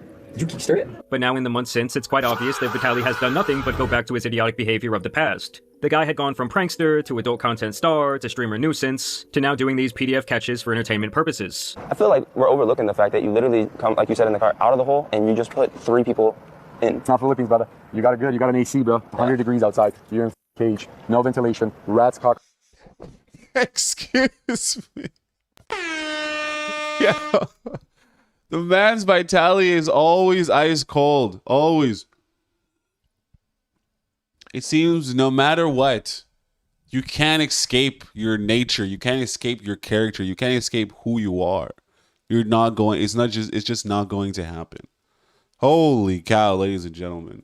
Approaches. So just based on that quote alone, it's quite apparent to me that Vitaly now sees himself as some sort of martyr for people who were wrongly convicted, which is quite ironic considering the information that I have for you today. For one, because the douchebag totally got what he deserved, and for two, that very same certainty to paint someone as a villain or a criminal, or in this case a PDF, has now backfired and ruined Vitaly's life. And it really all goes back to a soul-selling gambling partnership, a corrupt producer, and a $300 bounty for your attention. Now this man is named Akash Singhania, and he is now suing Vitaly after he was incorrectly accused of chatting with one of his decoys. I swear to God, she never told me. Wait, really? Akash met the decoy on a dating app where she represented herself as 18 years old. Wait a second. So this nigga is suing Vitaly because he was wrongly accused of talking to a decoy? So a young ting? Man said, no. You're not going to ruin my reputation. That I didn't actually do it. So this is a situation of decoy gone wrong with Vitaly. My God. Just when you think the worst thing could be that you spill your coffee on yourself. No, the worst thing is that you're caught speaking to a youngin, bro. Ugh, yuck. And they started talking and agreed to meet up that very same night, though she never said absolutely anything about not being 18. And this is when Vitaly and his crew showed up 30 seconds later and start with the accusations, the racism, and the straight up bullying in front of 35,000 concurrent viewers. 16-year-old. Wait, she never told me she was 16. Oh, she did. Where's the Bluetooth speaker, honey? I swear. My bad, bro. You're good. No, I swear. Sorry, bro. Wrong person. Now, almost immediately, Vitaly's fans started doxing this guy, contacting his family and business partners, and essentially putting in the dirty work to ruin his life and his reputation forever. Like, not only was there the false accusation, not only was there the harassment, the bullying, calling out my business before. You know what's crazy about this? What's crazy about this is that the guy has the opportunity now to go on all these podcasts and sort of talk about this thing and make it I guess, bigger than it needs to be. He was just a regular guy. Now he's a guy who goes on podcasts. I guess shout out Vitaly. That's the Vitaly touch right there, guys. During and after meeting me, the fans reaching out to my family during the live stream, calling them saying, your son is in trouble. He's going to go to jail, going to go to prison. So this was like instantaneous. Like as soon as you're on camera, people are already like clipping and sharing. Yeah, exactly. Like my friends found out, my family found out, cousins in India found out. Business partners were being reached out to. So obviously this is a nightmare scenario for not only this poor guy, but really any man out there. You know, he thought he was going to meet up with a legal age Tinder date, and instead he was surrounded immediately by multiple people, multiple cameras shoved in his face, and immediately facing both racism and physical threats. They were also like threatening me with physical violence. Don't look at me, my bitch. I'll fucking fuck you up, bro. This dude in particular with the face tattoo threatened to whoop his ass, put him on a dog leash. You know what's crazy about this guy? Is that in this video here, he's wearing the drip. He's got the glasses on, he's got the earrings in. And then when he goes on the podcast to do the podcast thing, now he wants to play victim. So they told him it's for PR, publicity reasons, leave the earrings and the glasses at home. You need to just pull up like this. Realistically, you should leave the glasses on. When you're doing anything that involves the public's trust, you need glasses because it improves your trust factor. Trust me, it's a psychological thing, but hey, you need any advantage you can, especially when you're fucking Dilpreet here. And walk him around the park. No, how about I walk you like a dog down this? No, And that is not even him being hyperbolic. Like, they do these types of things all the time to these potential PDFs that they catch. Like, I saw one where they made a dude walk on mousetraps blindfolded across a pool on like a little 2x4 beam. They might make him strip down in public and get on the ground and eat dog food out of a bowl while on a leash, and it really just goes on and on. All while Vitaly, on the other hand, is just being a downright Adderall, a coked out clown during these catches. Do you think that this is a cause that Vitaly actually does care about? After looking through all his videos, not really. It's not me. Look, why are you shaking? I'm Akash, AXS1286. That's not my account. No, hey, buddy, you pulled up. Apparently, she thought that she was talking to me when she was talking to like one of the other, who knows how many guys she was currently talking to at the same time. You're one of those tech Indians, smart ones, huh? You do Snapchat? No. Motherfucker. I know you're... Wait. So you're telling me that in her off time, this decoy lady, this decoy person, in their off time, they're talking to regular people. But he says she forgot that I was a regular person and that she wasn't at work anymore. But yet the rhetoric of work continued to haunt and plague us. You know what, man? I don't know. I don't have all the facts. But I can definitely tell you that it would have been... It's ridiculous that it took this long for a situation to come out of the woodworks to be like, This is not something that we should be doing. We shouldn't be harassing people and trying to catch them with the youngins. You would have thought, it seems like such a seamless idea that nothing wrong is ever going to go wrong. But then clearly you have a situation like this where it starts to backfire on you. So, I mean, hey, it's not my genre. It's not my type of genre. But the kids seem to like this stuff. Go catch them all, I guess. So yes, it is very apparent, even if you just watch like a handful of Vitaly's detective work catches, that he is much more interested in going viral and creating these clippable moments than really anything else. Like, this is something that he straight up admits. Okay. But you are Indian, so you are smart, so you probably cheated the No, system. but for Indian... Bro, again in the middle of me talking, bro, I asked you guys. Holy shit, I was just perfectly like, I was getting a perfect fucking farm clip, and then somebody had to... Okay, hello, how are you? Okay, let's go. Now, to make a long story short, Akash ends up calling the police, something that was very smart, I will add. Can you guys come to my location right now? He explained the situation to them. When they show up, he immediately waives his Miranda rights, and he also turns over his cell phone to them, immediately giving them full access to it. And following this, they took him down to the station and questioned him before releasing him and clearing him of all charges. That's not me. You're talking to someone else. That's a completely different person. I didn't know if it was a completely different person. I don't know if she made up the Snapchat, if like this was something done by them on purpose. Me and 4 of the officers worked together, primarily 3 different officers. We worked together in conjunction.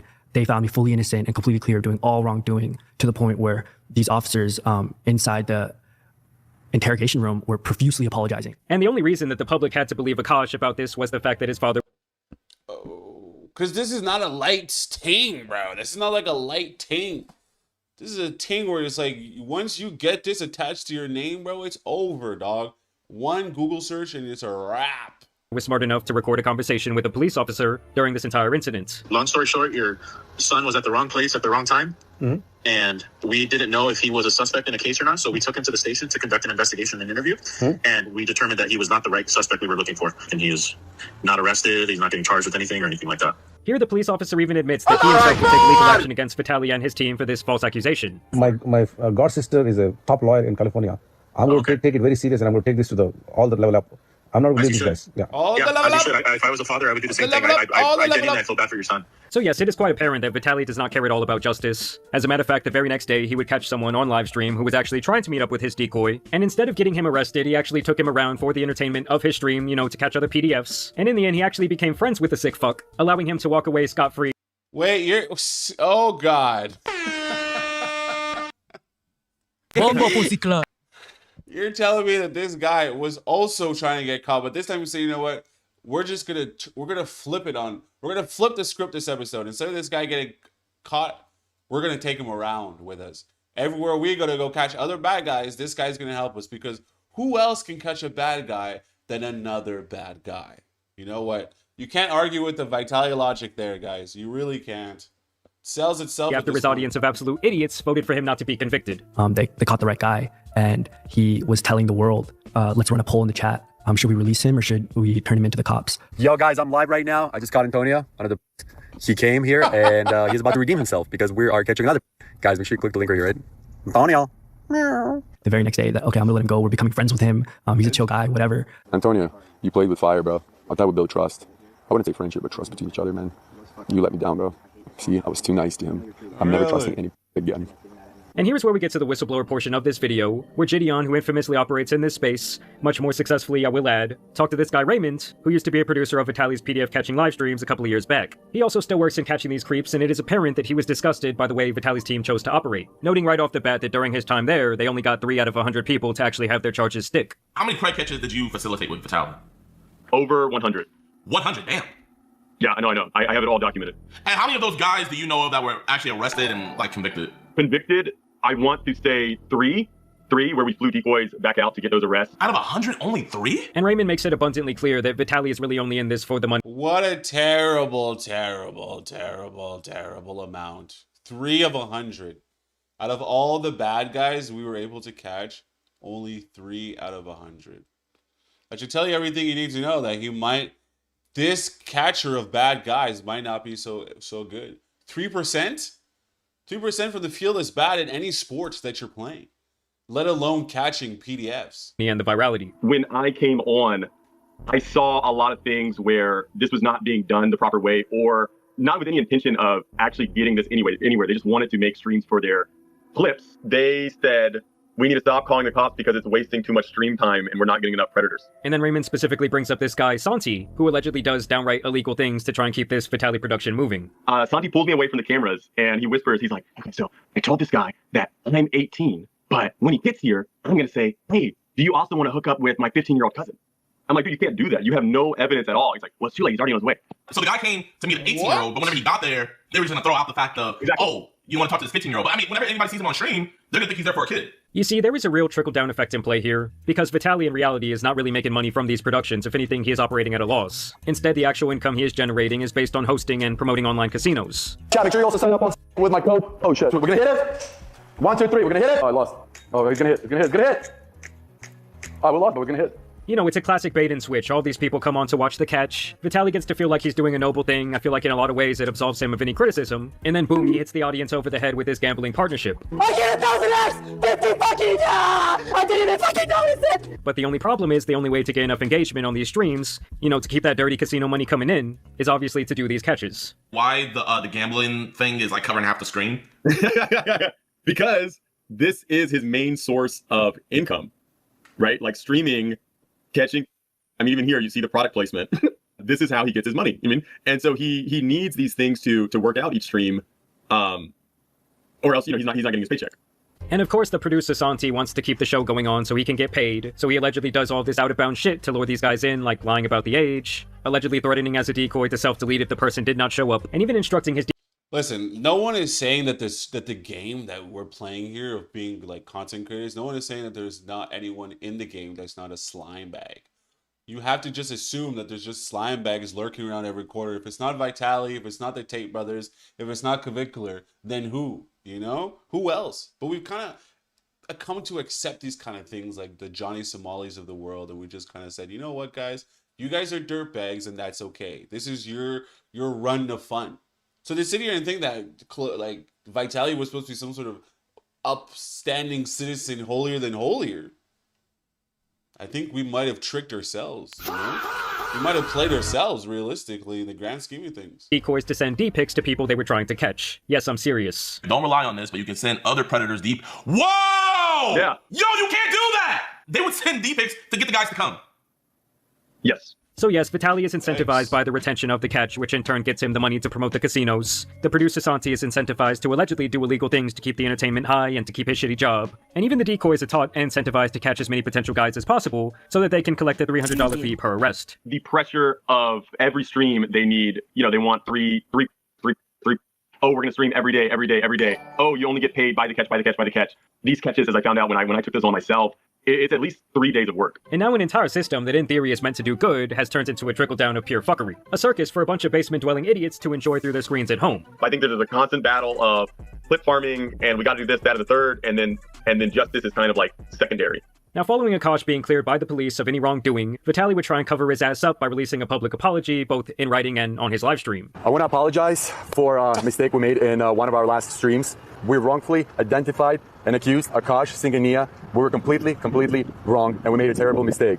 We believe here in only telling the truth, nothing but the truth. And our team and I messed up. Like, my guy, you were an absolute clown. Just saying, oh man, we made this massive mistake after potentially ruining a guy's life, his business, his future, and obviously slandering him to millions of people in the process is not going to cut it. Whoever has those videos, the clippers that are watching this, please delete it, okay? Immediately. I need you guys to delete it. I feel horrible. It really just goes to show me how toxic and idiotic this entire clipping culture. I'm telling you, the clipping culture is not any good, and it's not going to get any better. If you look at the situation with Neon, where he's shilling out, I think it's either $1.3 or $1.7 million for his clipping team that he has to pay to clip all his videos. It just goes to show you that, like, the more money you have, the more inflated you can create yourself and promote yourself, and that's fine. But we can't sit here and believe that these people that we are dedicating our parasocial relationships with are good people. Who told you that? Who told you Vitaly is a great guy? This is what I'm saying. This is all buffoonery. This is all buffoonery. And the reason why it's being talked about is because us as the viewing public, we like this. We like a good story about somebody who falls and dwindles into the abyss and flames of society. How are they going to get back? Maybe they can, maybe they won't. Who cares? This is the life that we chose, guys. Vitality. I did not know that Vitaly, what's it called? Y'all, this Jamari said that he became an adult star. Excuse me? Is that a real thing, or like, is he just saying that? Did that really happen? All right, let's get into this next video. There's so many more videos to do here.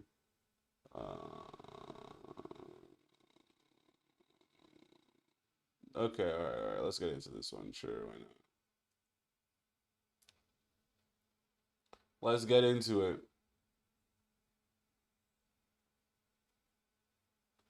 All right, let's go, you foods. Ladies and gentlemen, what better way than to react to this? I think my roommate wants to F my boyfriend. Hey girlies, just a reminder that despite your best efforts, this isn't a crack house. So we should really be cleaning up after ourselves. I'm just gonna say it. Allie is a fucking bitch. Please tell me I'm not the only one who sees through her fake ass personality. Oh, I don't know, Becca. I mean, all that makeup on her bathroom counter, and she still looks like a dog. I don't think she looks like a dog. Yeah. She looks like a fucking troll. OMG, sorry about that, girlie. I was a little focused on the bathroom. Someone left it looking like the aftermath of Nagasaki. I'm just gonna say it. What? First of all, this girl here, her references are a little bit too high IQ for who this person is. Like, I'm not gonna sit here and believe that she actually is this intelligent. And what is she playing? The Switch 2 or what? How old is this video? Why is she talking about Nagasaki and things like that? It's as if she paid attention in history class and she has a high IQ, but I know she doesn't. It's a lie.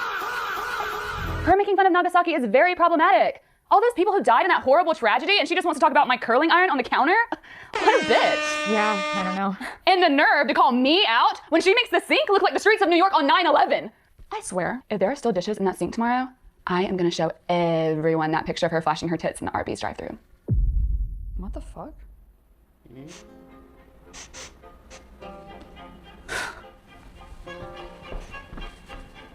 Hey girlies, just an FYI to whoever didn't take the trash out. Just because you're okay with guys treating you like a cum dumpster doesn't mean we're okay. Bro, first of all, this has to be the sort of like the worst kind of roommate that you guys can have, where it's just, this person is just on your ass. This person is on your ass about every single little detail, every little thing. This person is on your ass about it.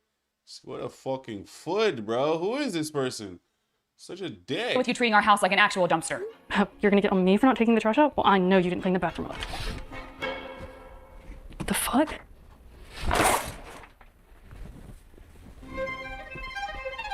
Hey girlies, I wasn't aware that I was living with a cancer patient, but remember that hair's supposed to be on your head, not in the shower drain. I hope that bitch actually gets cancer, right?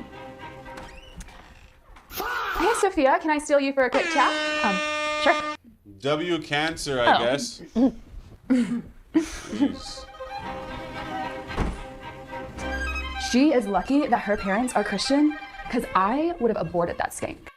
Well, you know, Ryan's coming over tonight, and I swear if she dresses like a whore again, I will string her up by her thong. Oh, hey Ryan. What's up, Becca? I didn't know you were coming over tonight. Allie, you should have told me. The crazy thing about this whole entire show is like, it's worse than Tomorrow's Teachings. They have the Tomorrow's Teachings soundtrack in the background, but it's still worse than Tomorrow's Teachings, bro. It's like terrible.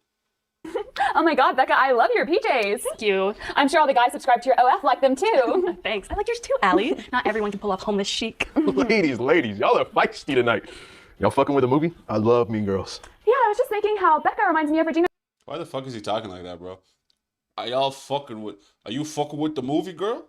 Oh, fuck, I am. Let's fucking watch it and shit. Fuck. Why is he talking like that, dude? It's talking like he's half retarded. George. Why? Because I'm such a good leader? Because I want you to get hit by a bus. Just kidding. No way. You remind me of Lindsay Lohan in this movie. Because I'm so smart. Because no one fucking likes you. I'm kidding too, girlie. This is so fun. Hey y'all, just a reminder to whoever's faking it for their boyfriend right now, the walls are hella thin. Also remember, moans don't sound like a warthog being slaughtered. Yeah, and to those of you who don't have a boyfriend, remember we can hear your vibrator too. Also, since you have to charge it so much, please remember to include that in the Venmo for the electricity bill. Sophia, Bro, I'm telling you, this would be a nightmare situation. This would be a nightmare. Not a beautiful nightmare like Rihanna either. This would be the worst thing, dude. Why are they up in their ass for everything, dude? I am going to kill Becca. She let her dog take a shit in my bed. I mean, I'm sure it was an accident, so don't. I'm about to go off on this bitch. Hey, girlies, I appreciate you giving your pet space to roam, but next time your dog takes a shit in my bed, I'm gonna take a shit in his. Hey girlies, I'm so happy you're finally washing your clothes, but next time, remember you're supposed to separate the clothes into whites and colors, not bigs and smalls. Hey girlies, I appreciate that you're actually wiping your ass, but if you're gonna shit so much, could you at least chip in more for the toilet paper? Hey girlies, I'm glad someone's boyfriend still wants to come over, but could you remind him to put the toilet seat down? Not all of us are fat enough to not fall in. LOL. Hey girlies, not all of us are confident enough to dress like a stripper all the time, so I'd appreciate it if we keep the AC down. Hey girlies, I think we can keep the AC up a little higher. Remember, not all of us have as much natural insulation. Hey girlies, not to be a Republican or anything, but if you're gonna cook, you should probably clean too. Hey girlies, I want to be supportive, but when you eat my cereal, it kind of... I don't even understand what the fuck is going on right now, bro. Isn't the video called, I think my roommate wants to fuck my boyfriend, but what does all this shit have to do with it? Like, what does this back and forth bickering have to do with it? Does it play into this thing at all? What? That makes me miss your eating disorder. Hey girlies, if you're gonna take one of my tampons, make sure to Venmo me 20 cents because you're making my bank account bleed too. Hey girlies, if you're willing to get so drunk you piss on the floor, then you should be willing to clean it up too. Hey girlies, if the water bill is this high, then one of you should definitely be using it to shower. Hey girlies, one of you still hasn't paid rent this month. I know some of you like dressing like you're homeless, but that doesn't mean you get to act like you are. What a bitch! Allie, I thought it was your turn to do the dishes. I think it was your turn. I could have sworn it was your turn, but I guess I just have fucking dementia. Girlie, I could have sworn it was your turn, but maybe I'm just stupid, so. Carl, this is a safe space. You don't have to say what everyone else is already thinking. Maybe I should just do the dishes since you think I eat so much. You do eat so much. Shut the fuck up! I've had it with this passive-aggressive bullshit. I'm the one who washed the dishes. I'm the one who cleaned the bathroom. I'm the one who did all of your fucking chores. Yeah, I've been cleaning up after you two for the past few days, and you both still found a way to bitch and moan about each other. Fine, I'm your fucking roommate, and I'm done with this shit. Okay, I'm just gonna say it. I'm glad she's gone. Yeah, she was always my least favorite roommate. Yeah. Need a lawyer? You can call Morgan & Morgan. They will fight for you. My wife hit me with her car and left me. I'd better call Morgan & Morgan, America's largest personal injury law firm. I was minding my business at work when all of a sudden my boss hit me in the head with a stapler. I'd better call Morgan & Morgan. I was on my way home to my 7 children when I was struck by a truck. I'd better call Morgan & Morgan. Did your wife hit you with her car and leave you? Then Bro, what the actual flying fuck did we just get ourselves into there? What was that? What was that? I think my roommate wants to fuck, but it had nothing to do. Bad roommates, you mean teleconversation, you've been injured, or da da da. Bro, what?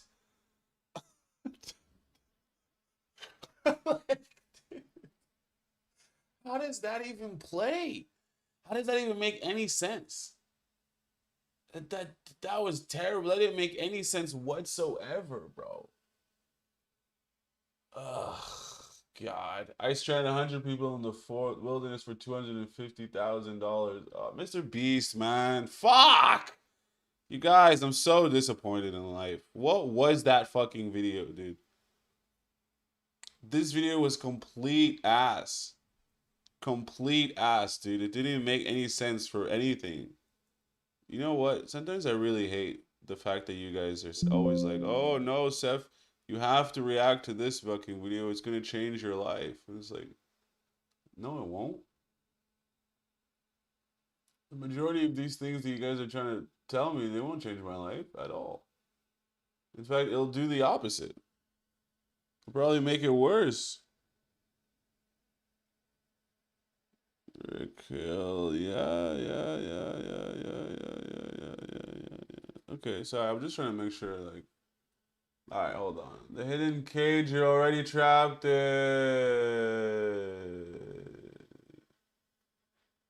Alright, sure. I guess we always have time for a Jang video. Shout out Jang. Hey there, Jang. Hi, it's your boy Jang. What do we do without Jang? What would we do without Jang? Who would I be without Jang? Ladies and gentlemen, Professor Jang. Show you is that Iran will be the first 21st century war. So America in round 1 tried to use shock and awe. Shock and awe is basically you decapitate the leadership, okay? You destroy the military, okay? and you destroy production. Right? That's the idea of shock and awe. I come in, I kill your leadership, I kill your military, I kill your war factories. And you do it as soon as possible. But this is not working against Iran because they prepared this war for 20 years, so it's decentralized. Okay? So you kill their leaders, but they don't care because they just got new leaders coming into place. Their military is hidden. Okay? They're hidden in mountains, and the factories also hidden in mountains as well. So even though the Americans have really destroyed much of Iran's war fighting capacity, Iran is still in this fight. So what's going to happen is that over the next few months, America is going to shift its strategy into a 21st century war strategy, okay? Which will have three components. Okay? The first component is economic strangulation. I will destroy your economy, your entire economy. Second is ethnic tension. I will try to create as much conflict as possible between the different peoples in Iran, okay? And the third thing is... Yeah, the problem with that tactic, though, like the Americans clearly have learned, is that unlike most other countries, Iran is not made up of just like one person at the very top and where everyone just listens to what that person has to say. It's a bunch of multiple different factions that control the sort of the regime throughout the entire country. So just because you pop off one man's doesn't mean that the rest of them can't function. They clearly can, and they can do so fully independently. And that is something that the Americans undermined and sort of didn't really take into consideration. Never underestimate Iran. Destroy civilian infrastructure. Basically, I want to destroy people's capacity to access water, electricity, and food. The basic necessities of life. Why do I want to do that? Because if people cannot access these things, they get angry, right? Then if they get angry, I can channel this anger against the government. Because it's easier for them to attack the government than it is to attack the US military, which is the ones destroying all this infrastructure. So this is what a 21st century war strategy looks like. And this is what the Americans will deploy in Iran over the next few months. Now, why haven't they done this before? Well, because these are war crimes, okay? There are lots of treaties, the Geneva Convention, that prohibit you from fighting these wars. But as the Americans become much more desperate, as they continue to lose this war, they'll be like, screw this, I'm gonna win this war no matter what it takes, okay? So let me show you how this war will be fought. So right now, they're trying to target weapons. They're trying to target... Right, and the ability to want to just overtake this war and do things in their own manner, in their own sort of, their own style of hubris. That's what we call hubris. America is having a problem with that right now. They're just unwilling to be flexible. They're unwilling to let things happen as they should, and they're just clearly doing things in a way that literally makes no sense. It's almost like they're just being overly stubborn, you know? And it's sad to see. I hate to see the decline of Western society, but it looks like it's happening all in first time. Military bases. That doesn't get you anywhere, okay? You need to better use your weapon systems because you just don't have enough munitions to destroy the entire Iranian military. Okay, so you have to be strategic now. And so you target things that have huge impact on the civilian population as well as the economy, right? So the most basic thing is water. Okay, look guys, these are all dams and reservoirs around Iran. Okay? I don't destroy all of them, but if I strategically destroy some of them, this is going to create a lot of pressure on the civilian population. They'll be very angry, they might protest against the government. Okay? Also, transportation networks, right? These are roads and railways. This is important because Tehran is a city of 10 million people. And they do not grow their own food. They require food to come from the countryside, from elsewhere. So if I attack the roads leading to Tehran, if I attack strategic hubs, then it's very hard for food to move from place to place. Okay? I don't have to destroy the entire food supply. I can't do that. I don't have weapons. But I'm being strategic about it. I'm putting strain on Tehran's capacity to feed its own population. Power plants. Okay? These are all power plants around Iran. And it's really easy to destroy these power plants. Right? So does that make sense? So the idea is, war, the rules of engagement require me to only attack soldiers and only attack weapons. But eventually, I'm going to run out of munitions if I keep on doing that. And it's not going to destroy Iran's capacity to fight. They won't surrender. So now I need to be more strategic with how I use my munitions, how I use my bombs. And so I want to create as much damage as possible. And the best way to do that is by targeting key infrastructure, power plants, desalination plants, roads, railway networks. Okay? And this makes sense for the Americans because they know they don't have the resources or the capabilities to fight the Iranians like on land combat, person-to-person combat. They wouldn't be able to. The terrain of Iran is just not made for them to be able to do that. It's not something that the Americans can traverse easily, and they would easily waste their resources and funding just trying to attack Iran through the ground with ground troops, which is why they've been waiting on that aspect. But which is also why they've also enlisted the ability to do the draft, right?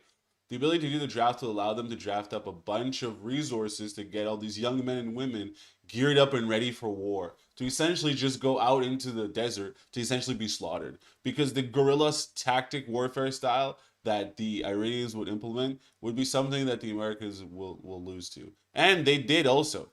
They've had their ability to combat against Iran. I believe it was in 2001 where they were combating Iran in this sort of like mock war that they did with the Iranians, and they lost.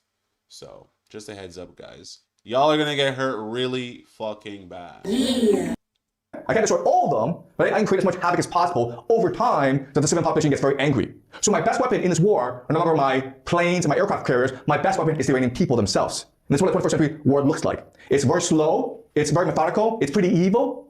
All right. The other thing is economic strangulation. All right. So what am I trying to do here?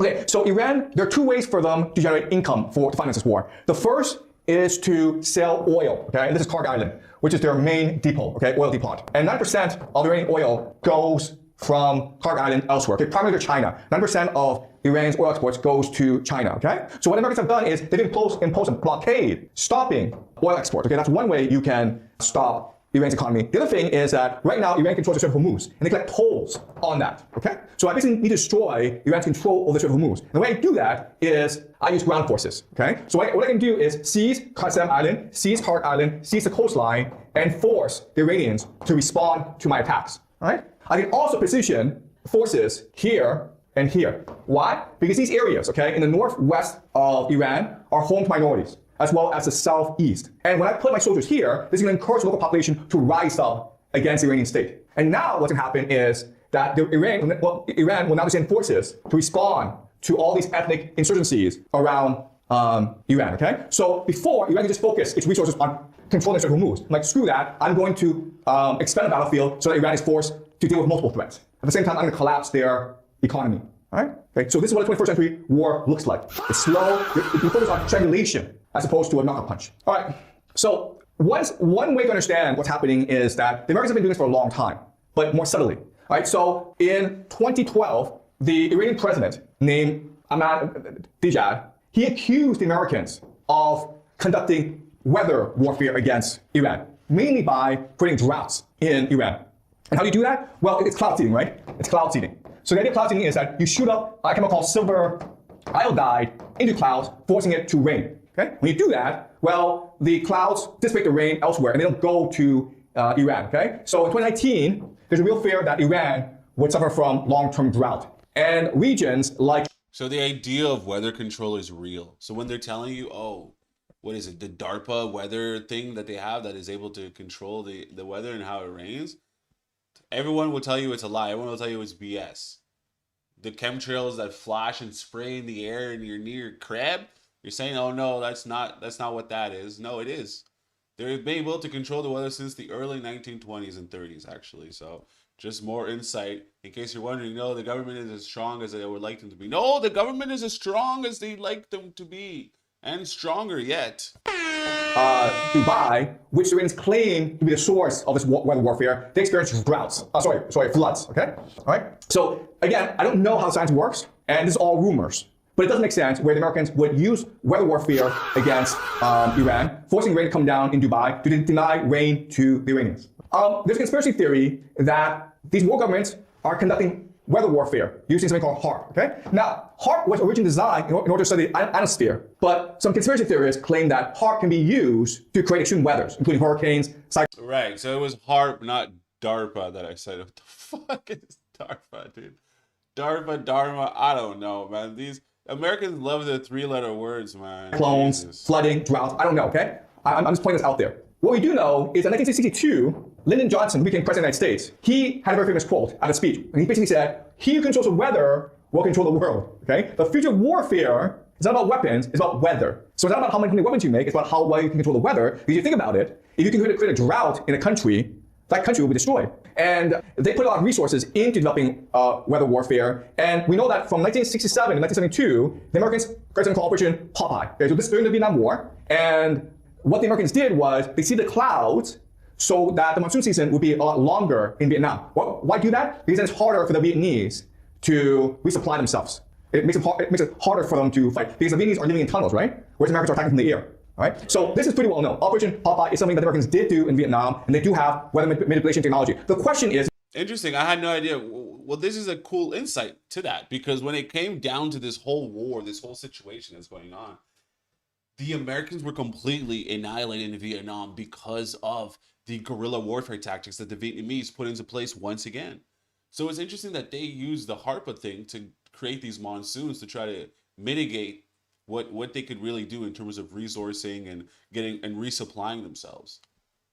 That is very interesting. For some country with a terrible hubris, it seems to understand that controlling the weather is a key aspect. That's really kind of cool. Shout out to America. That's 1 point for America. The debate is how effective this technology is, and how powerful is it, and how scalable is it, okay? We're already seeing elements of 21st century warfare being implemented around the world, okay? So look at Cuba. There's now a oil embargo on Cuba, and so there are blackouts, all right? So again, the intention is not to kill civilians. The intention is not to fight a war. The intention is to strangle a nation so that eventually the population wants to overthrow the government. And already what we're seeing is these past few months, lots of accidents around the world that's destroying the world's oil supply, okay? But there's one region of the world that doesn't really care about the loss of refineries, the loss of oil supply, and that's North America. Because North America is extremely wealthy. And so if the rest of the world is facing energy scarcity and food scarcity, it's going to beg North America, United States, Canada, Mexico for resources. And this allows the Americans to better control the world, okay? Again, this is what 21st century warfare looks like. All right, another thing that I'll point out is that the Americans are very good at overthrowing governments, okay? That's called the Color Revolution Playbook. Color Revolution Playbook. And so what the Americans do is they basically invite young people from different nations to come to America to learn about democracy and to learn about how to organize protest movement, how to overthrow the government in order to promote democracy. The Americans will also finance NGOs in different countries in order to create young movements in the world. The Americans will also control social media in order to galvanize the population and foment unrest. Okay? We saw this play out most recently last year in Nepal, when young people overthrew the government. Now, guys, okay. And this is the main reason why Elon Musk had bought Twitter. The main reason he had bought Twitter, a lot of people were saying, oh, why are you investing $42 billion into this company? Is because the tech companies now are in bed with the government, the politicians, because of their ability to use social media to control the public and control the sway of information and different sort of ideologies and propaganda. That is why Elon Musk bought it, because he understood that the greatest currency you can have in this world is influence. Because once you have influence, you're able to sway and get people to purchase whatever the fuck it is you want them to buy. Which is why they also got rid of groups and communities on YouTube or on Twitter, sorry. Is because they wanted to flood the platform with bots. Allegedly, in my opinion, of course. That's the situation. That's what I heard. I don't have all the facts. That's what you heard. That's what you heard. That's what you heard. That's what I heard. 3:36 and we've been streaming for a long time, guys. Yeah, I believe just around noon we started streaming. It's been a 3-hour stream.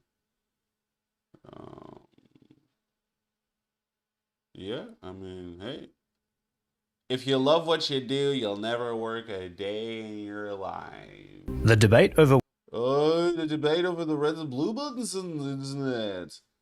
The debate over the red and blue button. The debate. So the debate against the red and blue button. Here we are, guys, with yet another video about the red and blue. Sorry. Whether a person should press a blue or red button has swept the internet. The original question goes, everyone in the world has to take a private vote by pressing a red or blue button. If more than 50% of people press the blue button, everyone survives. If less than 50% of people press the blue button, only people who press the red button survive. Which button would you press? Mr. B. I hate when you guys try to be introspective. I hate when the goyim pretend to be introspective. Goy. You guys aren't goyim. Go and be sheep. Stop asking these stupid what ifs, bro. What if you weren't gross and annoying, dude? Maybe. followed this up with a post of his own, which only served to push its popularity. After all, the format very much fits within his own dystopian version of society, in which people take part in games that question how far they can be pushed to make money. At any rate, given its similarity to other questions like the trolley problem, the red versus blue button debate has become a constant source of discourse. For some, pressing the red button is the only clear choice, as it guarantees the safety of the person who pressed it, potentially at the expense of those who pressed the blue button. And for others, pressing the blue button is the only way to ensure the survival of everyone guaranteed. This is what I'm talking about, bro. You guys are putting these high-level IQ questions for the goyim, the majority of the population who literally don't think about anything except for their next fart and their next fap. And this is who you're giving the power to about pressing these two buttons. Might as well just be goon or fap. These are the only two things. Don't even have an eating button. I'm sure they found some way to goon so much that it replenishes their food sources, bro. Telling you, bro. However, it seems like the blue button has been the most popular choice across the board, as the majority voted to save everyone, leading to memes interpreting the moment. It's a bit like a less extreme version of the Joker's attempt to blow up two ships full of people in The Dark Knight Rises by giving each of them a button to a bomb on the other ship and telling them that if they don't blow up the other, then they both get blown up. Both groups refuse to blow up the other, ultimately enraging the Joker, but it is in this manner that the problem is similar to the red versus blue button dilemma. Of course, despite the biggest polls from MrBeast and Tim Urban resulting in blue being the majority, that doesn't mean everyone agrees. An opinion piece published by Yahoo goes into great detail as to why picking the red button is always the safest choice, claiming that to do so otherwise would be as pointless as voting in an election. Essentially, this fairly innocent thought experiment has gotten people really riled up at what they consider to be the right thing, making this meme more than— Bro, look. I ran the red and blue button experiment at home, and my 5-year-old son chose the blue button because that's his favorite color. You see? Look. And then you guys are going to give the goyim these high-level questions that put humanity into the palm of their hands. So stupid. just something fun to think about, it seems to have evolved into a matter of life and death. What meme would you guys like me to give a lesson in next? Let me know in the— Don't give any more lessons. Don't give any more. Like I said, don't give the goyim power like this. Don't give goyim the power to decide of who lives and who dies. That's crazy. They can barely decide if they want to eat or if they want to goon all day, dude. Don't give them this much power. It's absolutely ridiculous. You don't want to do this. Don't do this again. Please don't do this again. No. No, please no. The goyim. Was I really cooked? And I said, yo, what's up? But even if I did do that, what's to be the point? What's the rule on hitting up old baddies? Well, what do you want to do? You want to hang out with her? Not really, dude. She was annoying then. She'll be annoying now. And when a trip is there's 4 videos left here. When a trip to the motherland ruins you. That's the Sopranos team.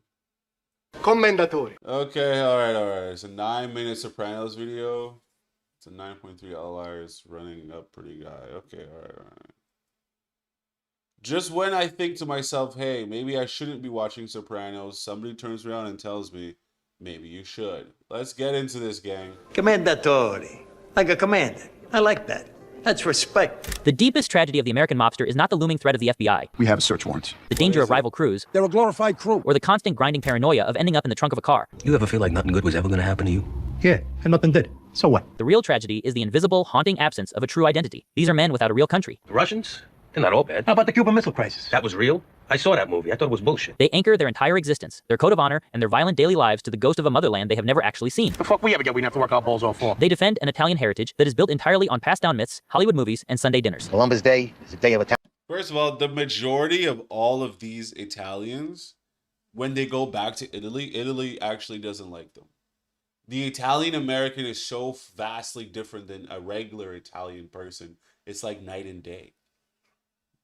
One lives in rural New York with what is an abomination of a pizza, while the other one lives off of wine, Marlboro Reds, and thin slices of bread with cheese on top. Different lifestyle, different strokes for different folks, I guess. Pride. Fuck them. Nowhere in the history of television is the brutal, systematic dismantling of this illusion captured better than Pauly Gualtieri's trip to Naples.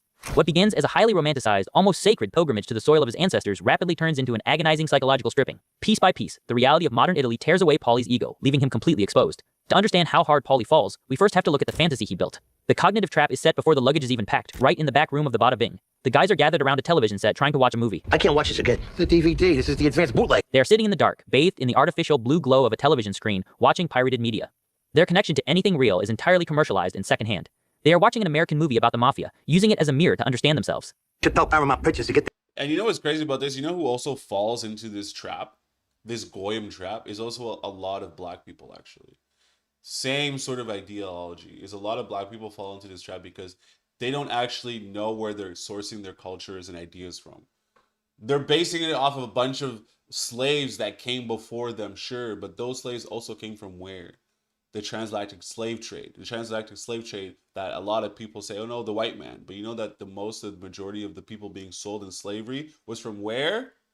Was from the Congo, my motherland. We were the big influence in pushing a lot of these slaves into the Americas. But a lot of people don't know this. And so a lot of these black Americans base their culture off of this sort of bastardized idea of what it means to be black, the BETs and all of this and that, when that's not really the case at all, when they should look to their African heritage, but they're so disconnected from it, it wouldn't make sense anyway. Shit together. We're gonna be stealing thousands more of these things. Paulie says this with total sincerity, completely missing the irony that he is a common thief complaining about the quality control of the goods he is stealing.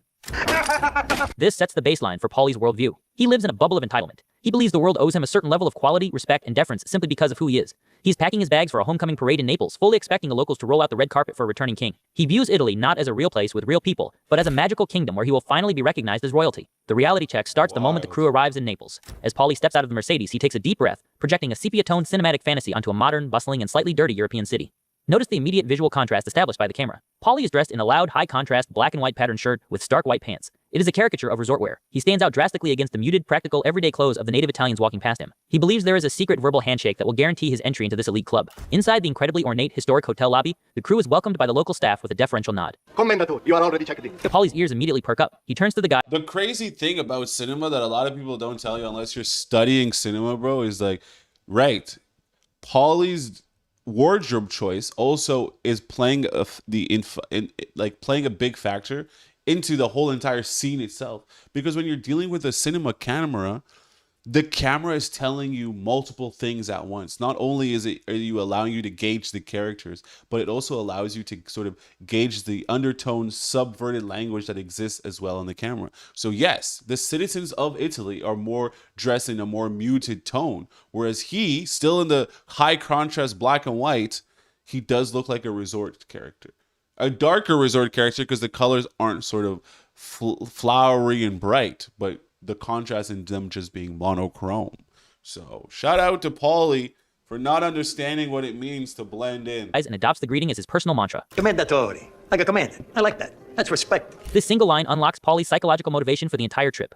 Back in New Jersey, Paulie is a middle management enforcer. He is a foot soldier who takes orders and collects envelopes. He is getting older. He has no immediate family of his own, and he wields very little actual power. He is starved for validation. In Italy, he believes his mere bloodline entitles him to the reverence of a commander. He is looking for the respect he feels America has denied him his entire life. But the ultimate cultural rejection happens exactly where it hurts the most, at the dinner table. When the crew sits down for a formal dinner with the Neapolitan Camorra, Paulie expects to be served the ultimate pure version of his childhood comfort food. Instead, he looks at the complex menu and tries to order what he knows.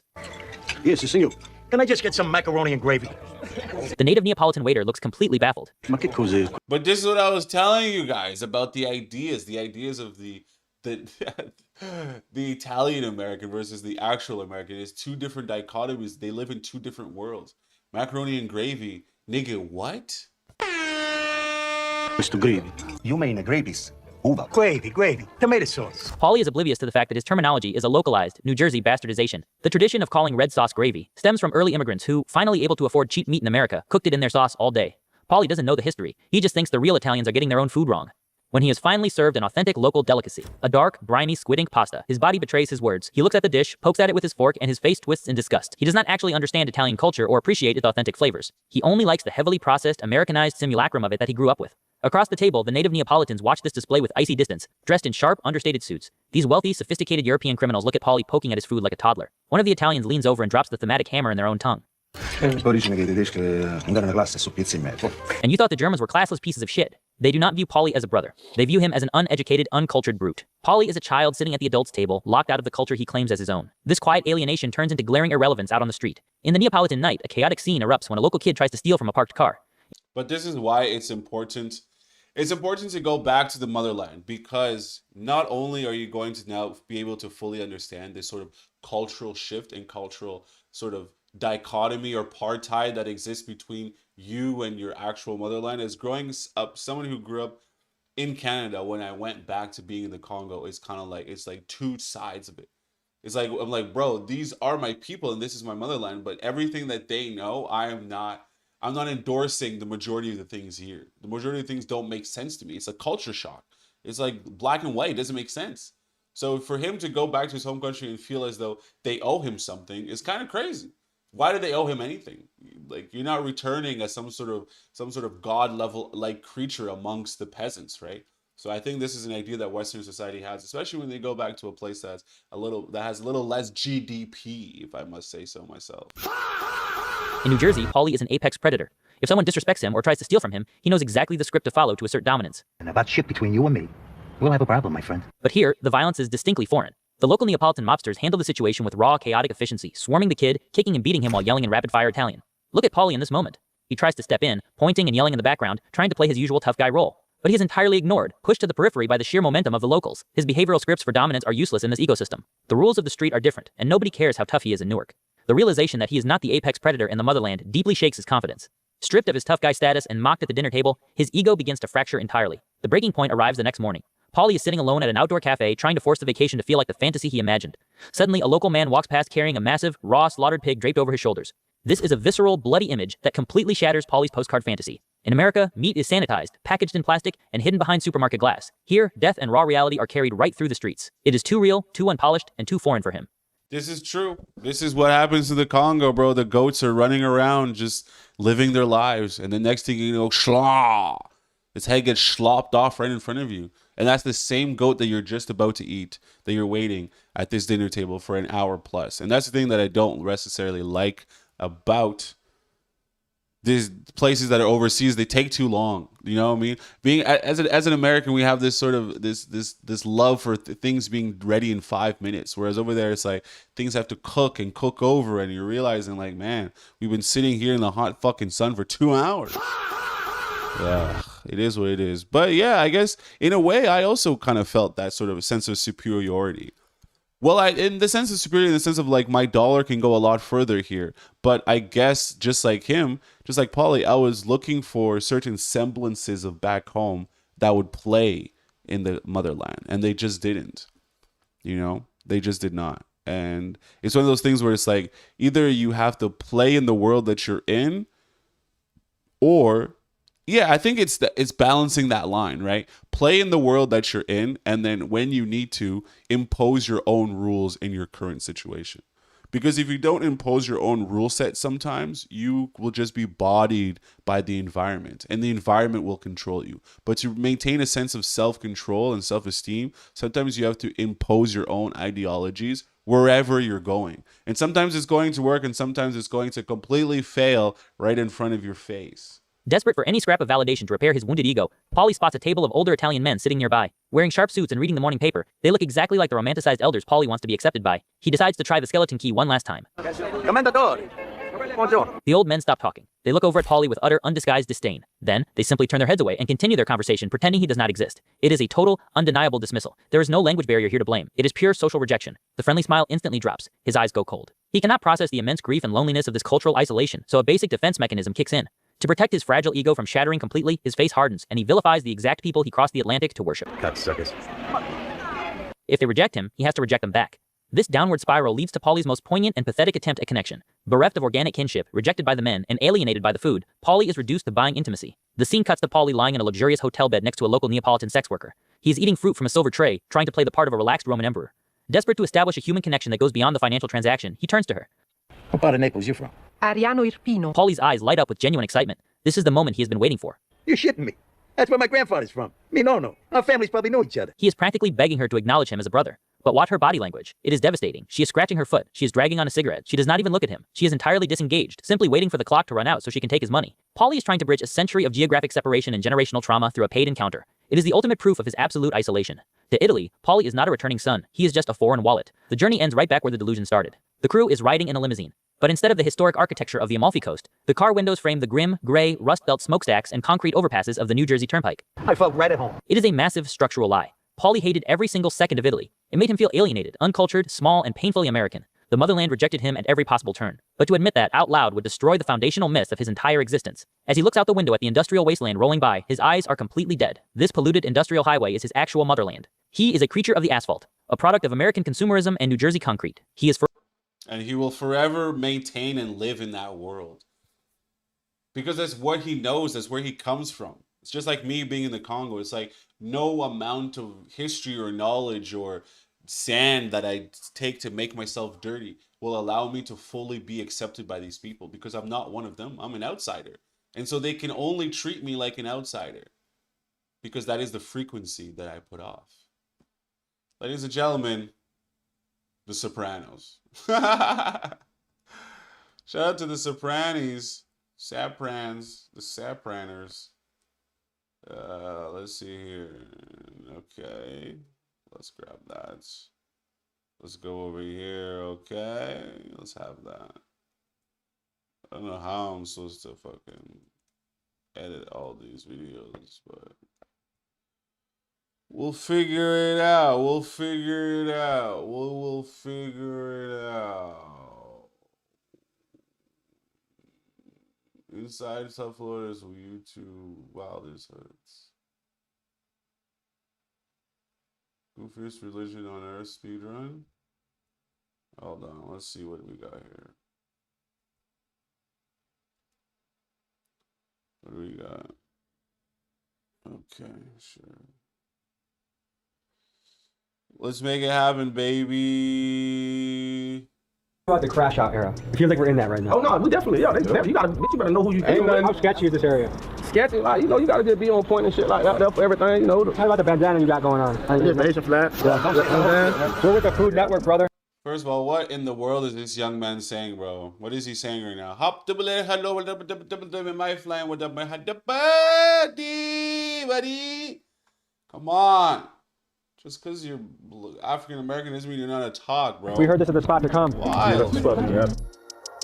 South Florida has legendary gangster culture. We're talking about hoods dominated by the Haitian Zopound set, which many regard as Florida's most feared street gang. And to do this story properly, we tapped in with 3 local legends. We got El Snapo taking us through Lauderhill, which guys in the street call Slaughterhill. My guy Jay Dirty takes us deep inside the Pompano Beach projects, and my man Ado brings us out to a 1 a.m. Haitian barbecue. Now folks, we shot this video over the course. First of all, this is crazy that this nigga is going in these deep, dangerous parts of the hoods.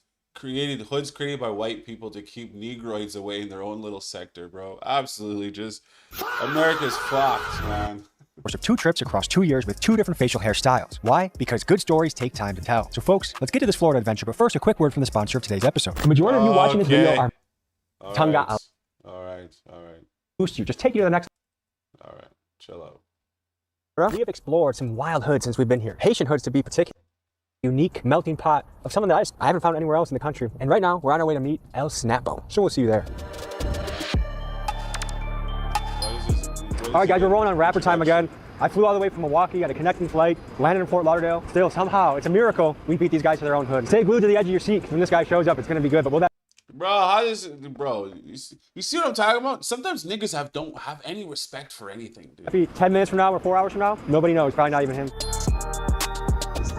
Okay, so the much anticipated El Snapo has arrived. What's going on, brother? I wish just for one day in my life that I was as fresh as you. Oh man, look at this. Trying to get like you, bro.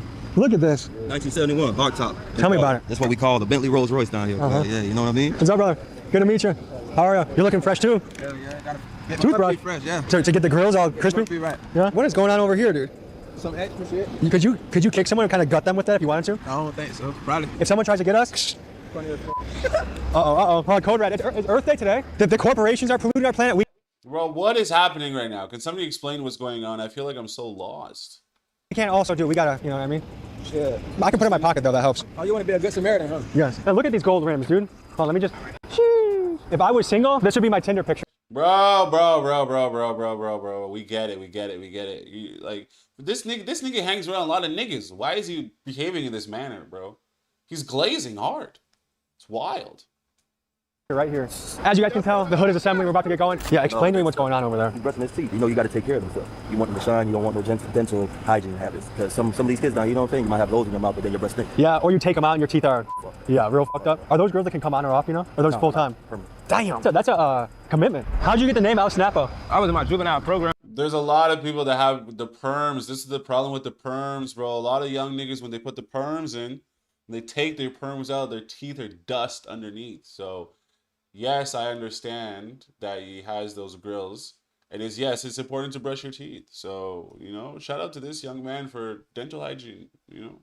I was like trying to come up with names. I fucked around and wrote like El Chapo on the shit. My name was always Snap, so it ended up coming like that. Where are we right now? Shit, we're on 19th, like this whole block. This shit'll take you from Shallow Side, Driftwood, Westwood, Royal Palm, all the way to Lauderdale Manor. And this my car wash. This my car wash I just opened up, by the way, too.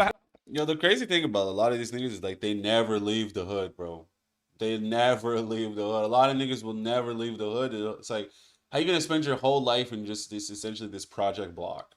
Which is crazy to me. I had to let y'all know, man, L car wash, you know, this is my shit, man. You got your LLC, right? Yeah. Let me check on my employees right quick. Hey, you're doing too much standing around, man. You gotta be out there waving cars down. We need more traffic. What you doing? Hey, I don't pay you enough for that. This boss man, big boss man, L, you know L car wash? I'm L Snappo, man. Listen, man, if you ain't out here flagging these cars down, man, trying to get some more traffic, I'm fire you, boy. All right, thank you, man. All right. The cost to be a boss ain't cheap, right? Oh, God. Yeah, but like, you know. East. Something tells me that probably wasn't his car wash. There's just a hunch that I have.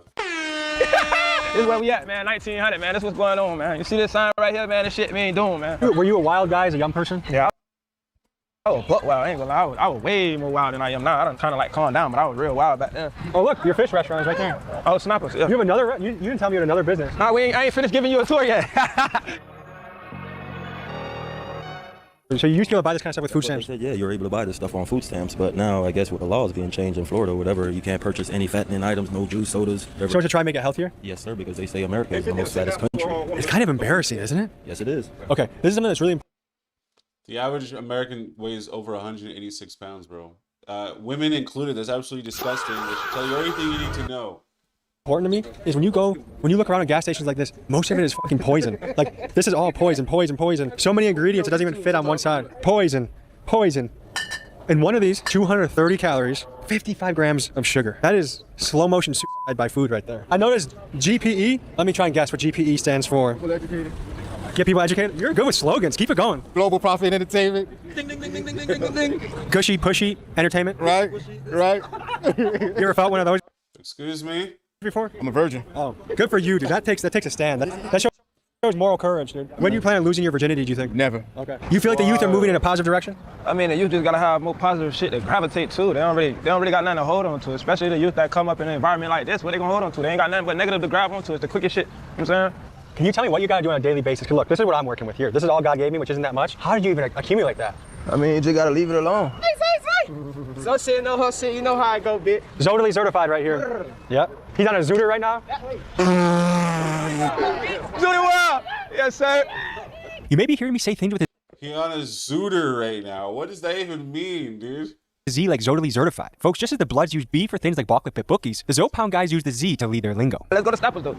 So we're at his other business right now. We're gonna see if his employees are on the clock. Maybe they're freaking laughing in the back and he needs to... I don't know why they still got this shit up here, man. I've been told them to take it down, but you know, we in the hood. These motherfuckers hard here. They just got this shit up here for decoration at this point. Are you a baker? Nah, I'm more of a cooker, a whipper, a scraper. What flavor did you get? Just regular. You look like somebody that has a high metabolism, like you can just eat all day, eat a lot. Yeah, I ain't really gonna... Whoa. That ain't really... No, that ain't hit nobody. Earth Day, dude. No. It'll be all right, man. We in the hood, man. This shit ain't gotta look like the suburbs. This ain't downtown. That's decoration. See what I'm saying? They just allow themselves to live in these decrepit sort of societies where it's like, it doesn't make any sense. It's like, why do we need to live like that? When you look at your fellow brother and he's standing there and you say to yourself, we should live in a nice, clean environment. Look at this young man. Look at him. In fact, this is actually, I'm going to turn this into the thumbnail. 1 second. I want to thumbnail this, you know, so you guys know I'm really serious about the Zoe. That brings the question: is Gorilla Zoe from Florida? I believe so, right? That makes sense. All right, let's get back into it. What are we up to next? I'm gonna take y'all through Lauderdale Mall, and that's just like covering my little area. Hey, security, what's up, well? Get ready. It's a dread. Oh, yeah, go. Is there a song that changed your life? Shit, Back to Serving changed my life. It was a TikTok. It started out as a TikTok. The nigga is back to serving, back to pulling all-nighters in traffic, get my phone chirping. When it caught traction, I ended up signing a deal off that shit. Isn't that kind of nuts that one song can do that much? It's kind of crazy how much power the internet got. TikTok made me though. What'd you do when you first got signed? I ain't gonna lie, boy. I couldn't believe it. The first thing I probably did was when it spent some money, I ain't gonna lie. Jewelry, cars. What did it feel like just having all that money just run through at one time? All that motherfucking money, nigga, I feel invincible. What's up, baby? Yeah, but there's a saying that they don't tell y'all, man. Anything that you get from the music industry is a loan. It's a loan. You get a loan. You need to recoup on your sales and products and merchandise and tours. So these young men that get these record deals and they just go out and blow the bag right away, absolute fugazi. We're doing a profile piece on his life. Yeah? Wow. What you got for me, Sue? What you looking for, baby? Whoa. Yeah, man, that's the legendary Sue, man. So what you looking for today, sweetie? I don't know what you got for me. I got everything. Dress it up and make it real for me, Sue. We have a Rolex, Cartier. Give me the Sue special. Cuban chain is very popular. How much gold is, Sue? Today's gold is 1 ounce gold is 4,700 something. It's like a 291 grams. How long you been buying from Sue? Shit, since the nigga was Jitty Boss, so like 14, 15. Yeah. I've been here. This one is 281 grams. So you were stacking money from a young man. Yeah, 14, 15. I was fucked up when I was younger though. But I was still like a little hustler, but I ain't really seen like paper until I got older. This is in the future. When you hold it, it's gold go up. It's investment. So as gold has gotten more expensive, have people wanted gold more? Yes. Yeah. Right now, I can give you it's almost wholesale price, 23,300. Yeah. Wow. But today gold went down almost $100 down. That's almost $5,000. Yes. Wow. I'm really happy for you, sweetie. You become famous. Yes. Yeah. He was my customer. He was since like a little boy. Yeah. I really appreciate it. Yeah. So that Cuban link. The Cuban link is actually a good investment. When it comes to spending money in gold, I think it is a really good investment to have. But a lot of people, they don't believe in that. And they will get some stupid thing like, I don't know, like I guess like platinum with the completely bust down, which isn't the wave. Definitely not the wave when it comes to this kind of stuff. But yeah, you got to appreciate people's understanding of how these things go down. When it comes to this video, I don't know. What else do you guys want to know with this hood shit, dude? I'm as hood as it gets with my vernacular, with my proper white people vernacular. I'm as hood as it gets, young man. You'll never find anyone as hood as me. It is I, the hoodest of hood. Alright guys, I think we should can it on these. We should hit the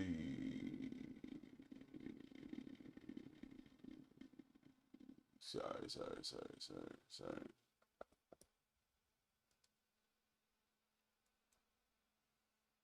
1 second, baby.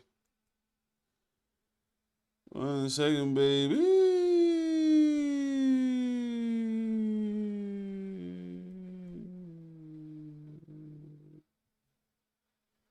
1 second, baby.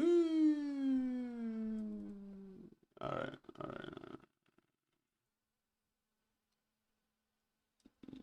1 second, baby. Let's get into this. Hold on. Okay, well, I guess that works. If there's any place to put it, it would be there. Sometimes I ask myself, who would I be if I didn't have Instagram? I'd probably be a much better functioning member of society. Let's find out today how functioning a member of society I can be as we go down my rabbit hole of It's golden. Come on, nigga, jump or There he goes. Here I am trying to figure out life, and that man just jumps. This car smells like farts. Oh, the good old Canadian humor. What will we do without it? What is wrong with you? I should have used the nasal redirection technique.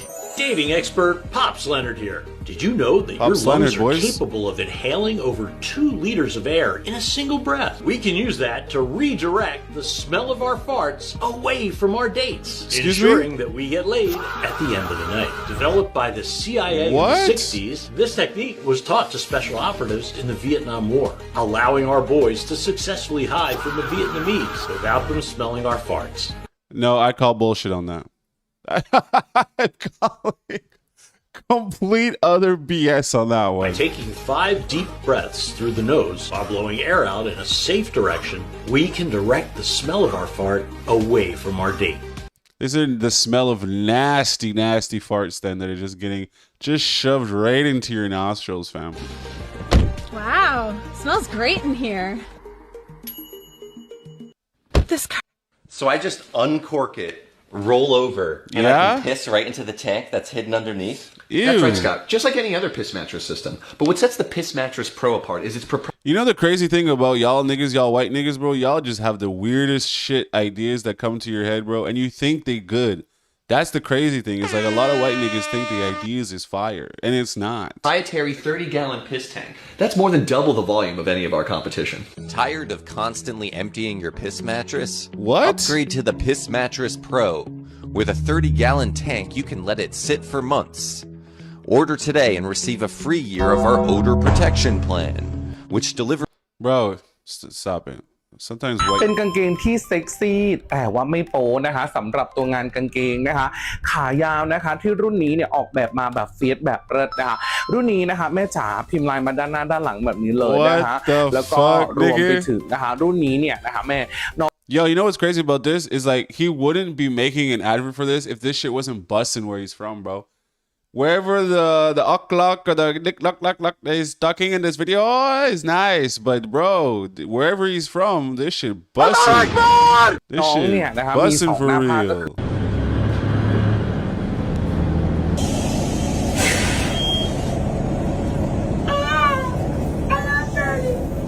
Excuse me? Burn! Burn, nigga! Burn! Fuck, nigga!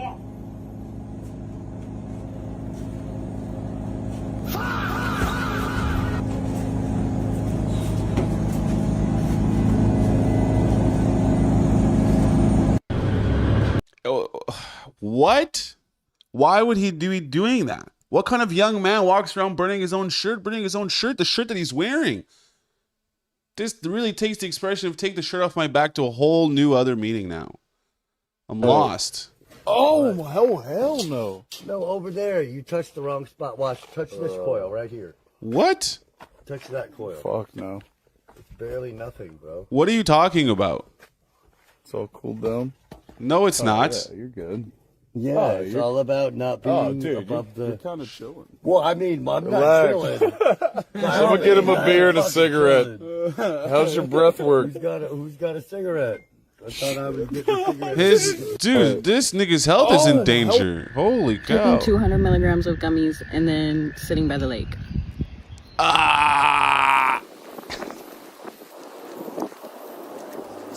She's about to be on another planet. This girl's about to be on the planet Mars. She's about to be on Jupiter. 200 millis? She's seeing colors she's never seen before. That's a heart-shaped rock. She's she's manipulating the terrain.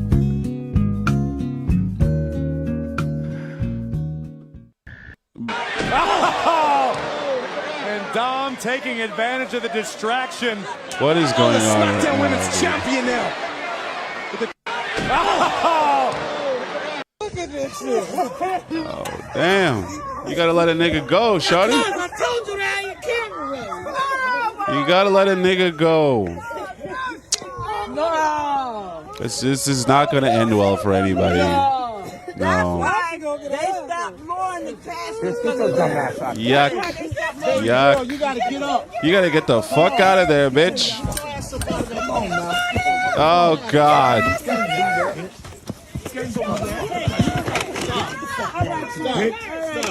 What the fuck wrong with you, bitch? Stop. Come on, girl. Yikes. She's a white bitch at a black funeral. There's trouble from the very beginning. God damn. What the fuck? I ain't nothing last night. Jesus Christ. No, there was nothing compared to today. Jeez, man. What do you mean? This isn't something that jumps up in a day? You don't get just rats pulling up to your crib after a day? This is absolutely disgusting. Look at this. Who decided to live like this? That's nuts. You guys do the most for the least.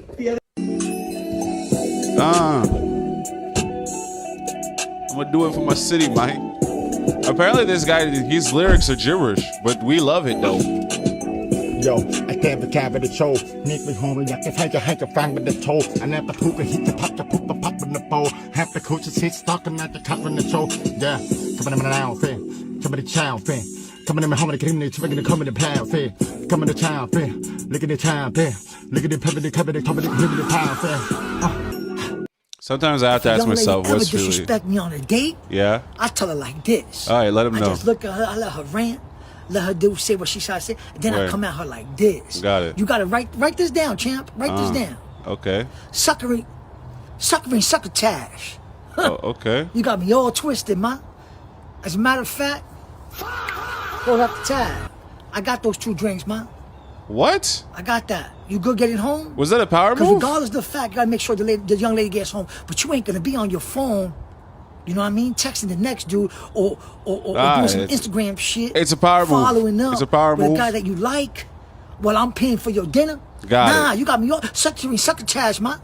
Right. Succotash. Slytherin Succotash. Sylvester, of course. What's up, nigga? Full customized shipment. More than 100 shorts and t-shirts we made for our USA-based customer. We have minimum of 30 units. We provide You made this for the US-based customer? I don't think so. affordable prices, fucking fastest turnaround time. If you want custom apparel made for your brand. He probably made it for the American Dilpreet, because I don't know who else is rocking this. I would never be caught dead at any of that trip, bro. Must tap in with Meow Sports. We are no third-party manufacturer. That's totally customized bulk shipment we made for our USA-based customer, maniga. Okay.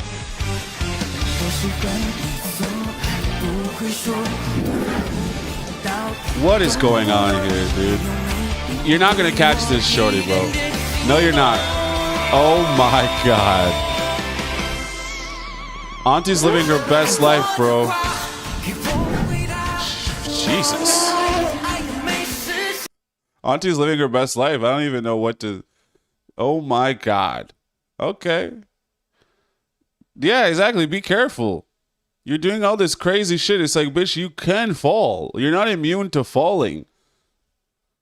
All right, what's this guy got to talk about?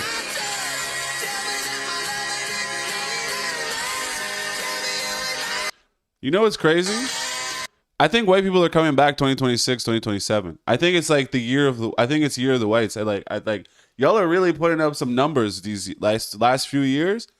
Y'all are really putting up numbers, bro. I think white people are coming back this year. I'm being honest.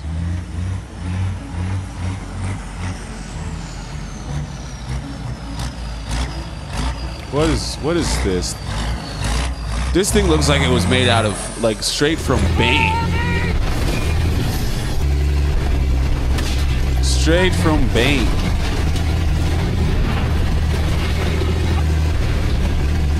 Well, it's not useless, but like... Ugh.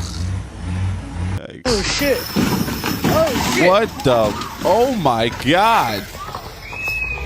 I wasn't wrong when I told you guys white people are coming back this year, bro. Oh shit. The high top blacks with the strap was crazy. But what about the nigga right now that got his shit strung up so tight? Man, you know why? Because them niggas came in jail like that. Don't mean that these are the ones that was wearing these shits outside, bro. No, but I ain't gonna it's front. niggas out here right now, borderline serial killers. Right now, with they shit tight. But that's what any sneaker. Don't put that on the black forces. Don't put it on the forces. Don't put it on the black forces like that. But listen, When I go to like them festivals, right? Yo, niggas be wearing this shit tight though. I'm not even joking. I be wearing my Timbs kind of crazy too. I'm not gonna lie to you. Like my Timbs be looking crazy on my feet, bro. They look like I'm about to go for like 100-meter jog type shit. You know what I mean? God damn, nigga. Pasta sauce, applesauce, Excuse me? barbecue sauce. Why is it in this shape? Sauce, Why is it like this? What do you prefer? Let's go with salsa. For travel and outdoor adventures, it's crazy easy to dehydrate sauce into leather, making it lightweight and non-perishable. You can eat these on their own like a fruit leather, rehydrate by ripping them up and mixing with hot water, or rehydrate in a pot with food to make an easy one-pot. What the fuck did I tell you guys? I told you guys white people are coming back. They're back in full effect. Look at this. Dehydrated foods, canned foods, bringing it back. Mind you, all of this stuff is all Native American, so... Hey Caroline, can you tell us what you're wearing today? Sure. So today I'm wearing these incredible box jeans that are from Xenia Snader. My top is vintage YSL. My shoes are Manolo Blahnik. My bag is a Fendi baguette. My earrings are Kenneth J. And guess what? We don't give a flying fuck, bitch. We don't care. We don't care. No one cares. And it's okay. We still love you.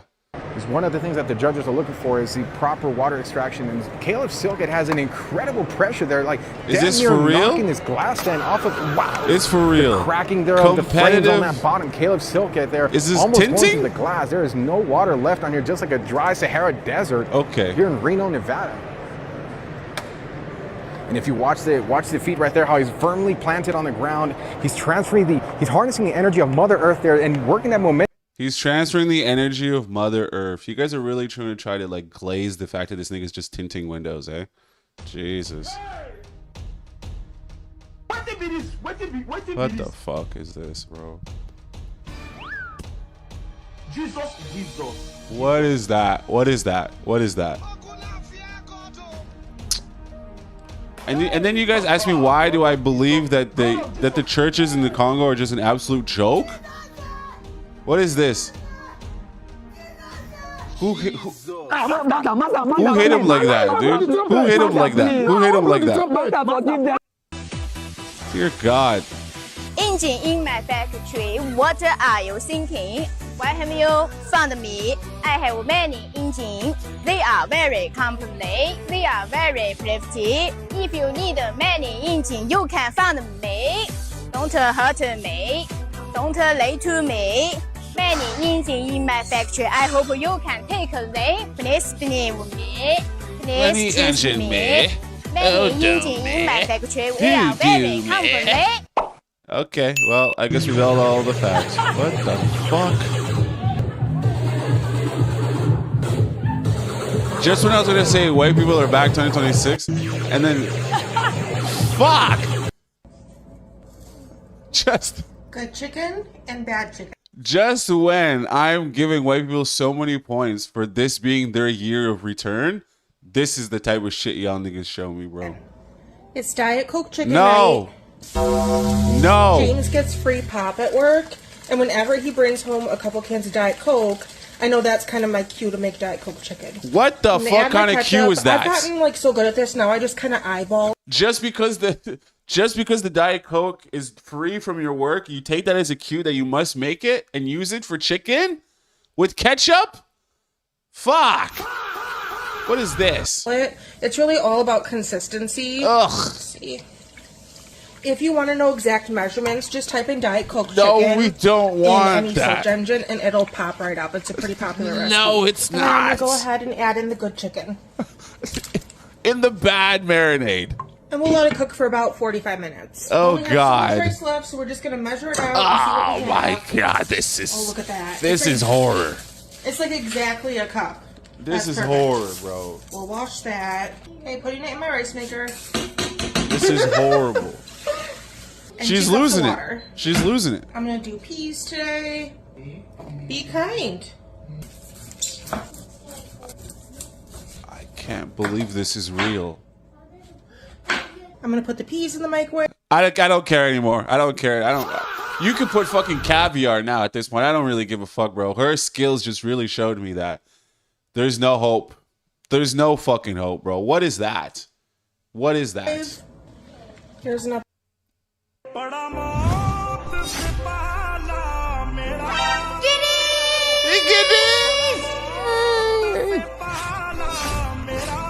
And then Giddy comes. Giddy. All right, okay.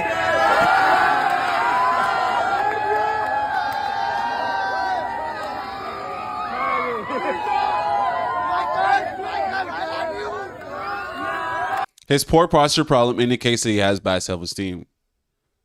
But he clearly has the fucking moves, though. So we have to give that up to him at least.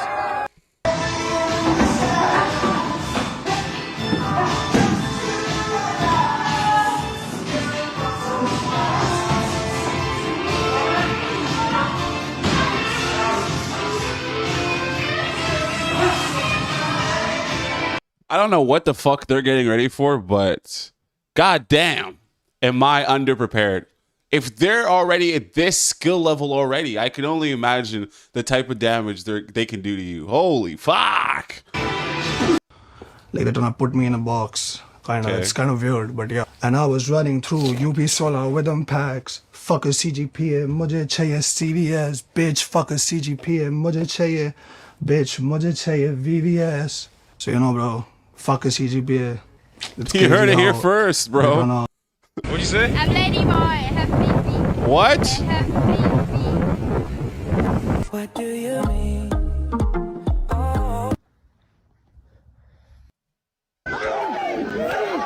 Excuse me? No, wait. No. No. My God.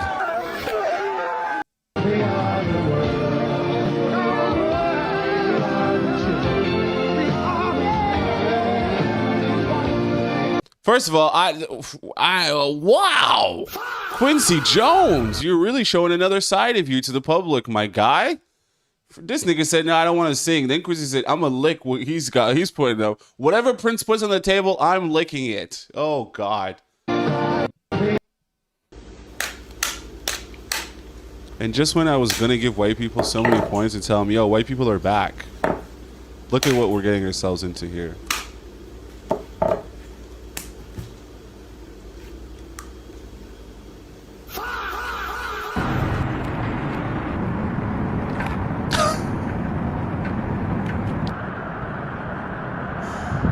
The attention to detail, I think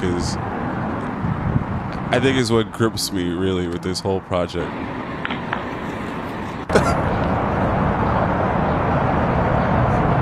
The attention to detail is crazy. The attention to detail is absolutely phenomenal, bro. This guy needs to be a multimillionaire.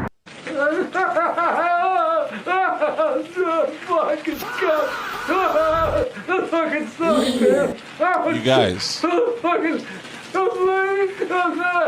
I really wanted white people to start winning, and then you guys do shit like that. So I gotta take every point away from you. Oh God.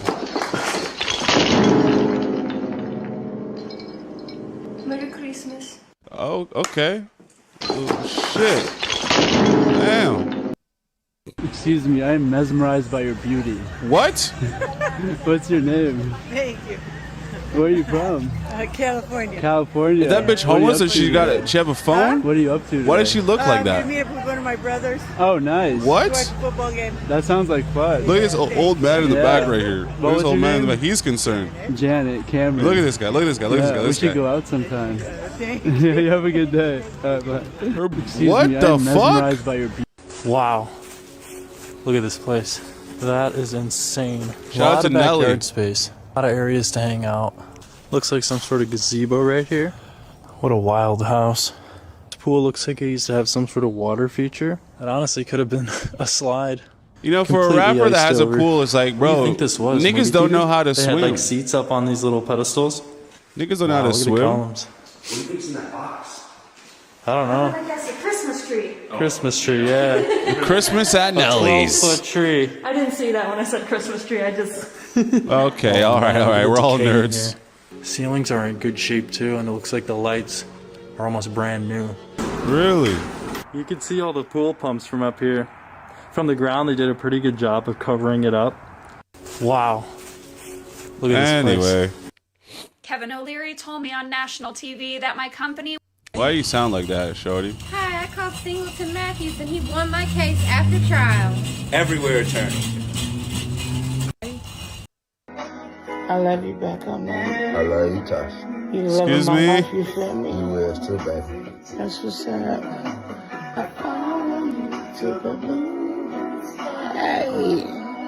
I'm ready for my warm cookies, Tosh. I'm ready for my warm milk. Yes. Niggas. Chill out, okay? We get it. Love is in the air. Love is in the room. But you're pushing it. You're pushing it to limits unknown that realistically I'm not really trying to get involved in. And with that being said, let's focus on something else. That I'm saddened by that, guys. I'm truly saddened by that. Truly saddened by that video. I don't even know what we just watched. Just absolutely gross. I guess Instagram Reels. Okay, fine. Instagram Reels, sure. Alright. Ugh. Alright. I guess Instagram Reels you can upload as a full video and then after the fact upload it as a Sure, okay. Well, let's just do the outro for the whole stream. Hey guys. That was it. That was our very first stream in the new spot. Our new area, not too far from our brother's crib. Look at these new things we have on the wall. I have Princess Peach. I have Sonic. We're all here. We're all friends. All I can say now, moving forward for the rest of this, is just kind of like, this will be a testament to see if I can push everything that I'm currently doing to new heights and new levels. There's nothing impeding us now except for ourselves. If we can learn to take ourselves out of the equation, remove ourselves from getting in the way, then I think everything that we want to do can be achieved, because we can only think positively towards the greater good, the greater yes, it will happen.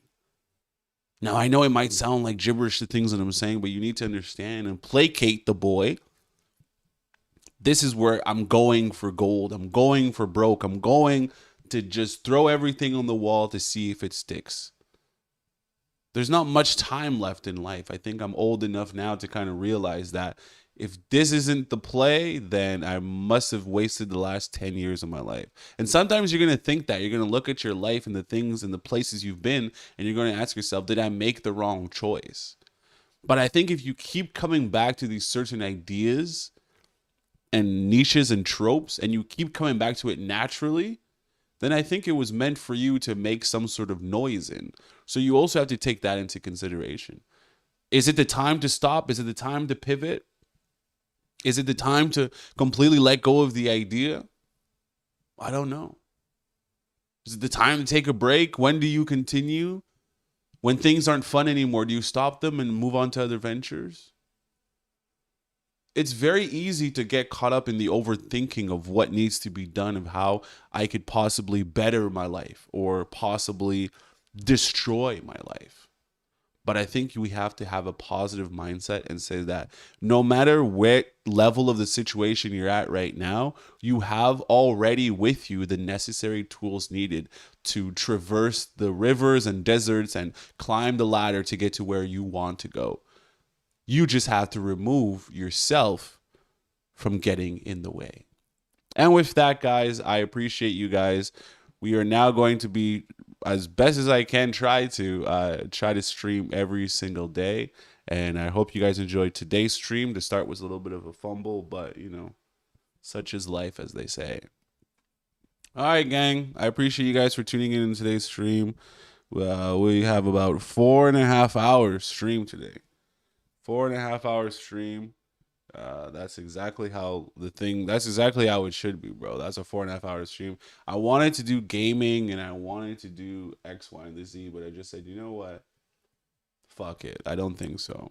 I'm not really that big of a gamer, and I think the only thing I would realistically game, if I had to game anything, would be Grand Theft Auto. That's the only thing I would game. So I guess we're just waiting for Grand Theft Auto to come out to make it worth my while. And with that, guys, I appreciate each and every single last one of you. I will see you guys tomorrow.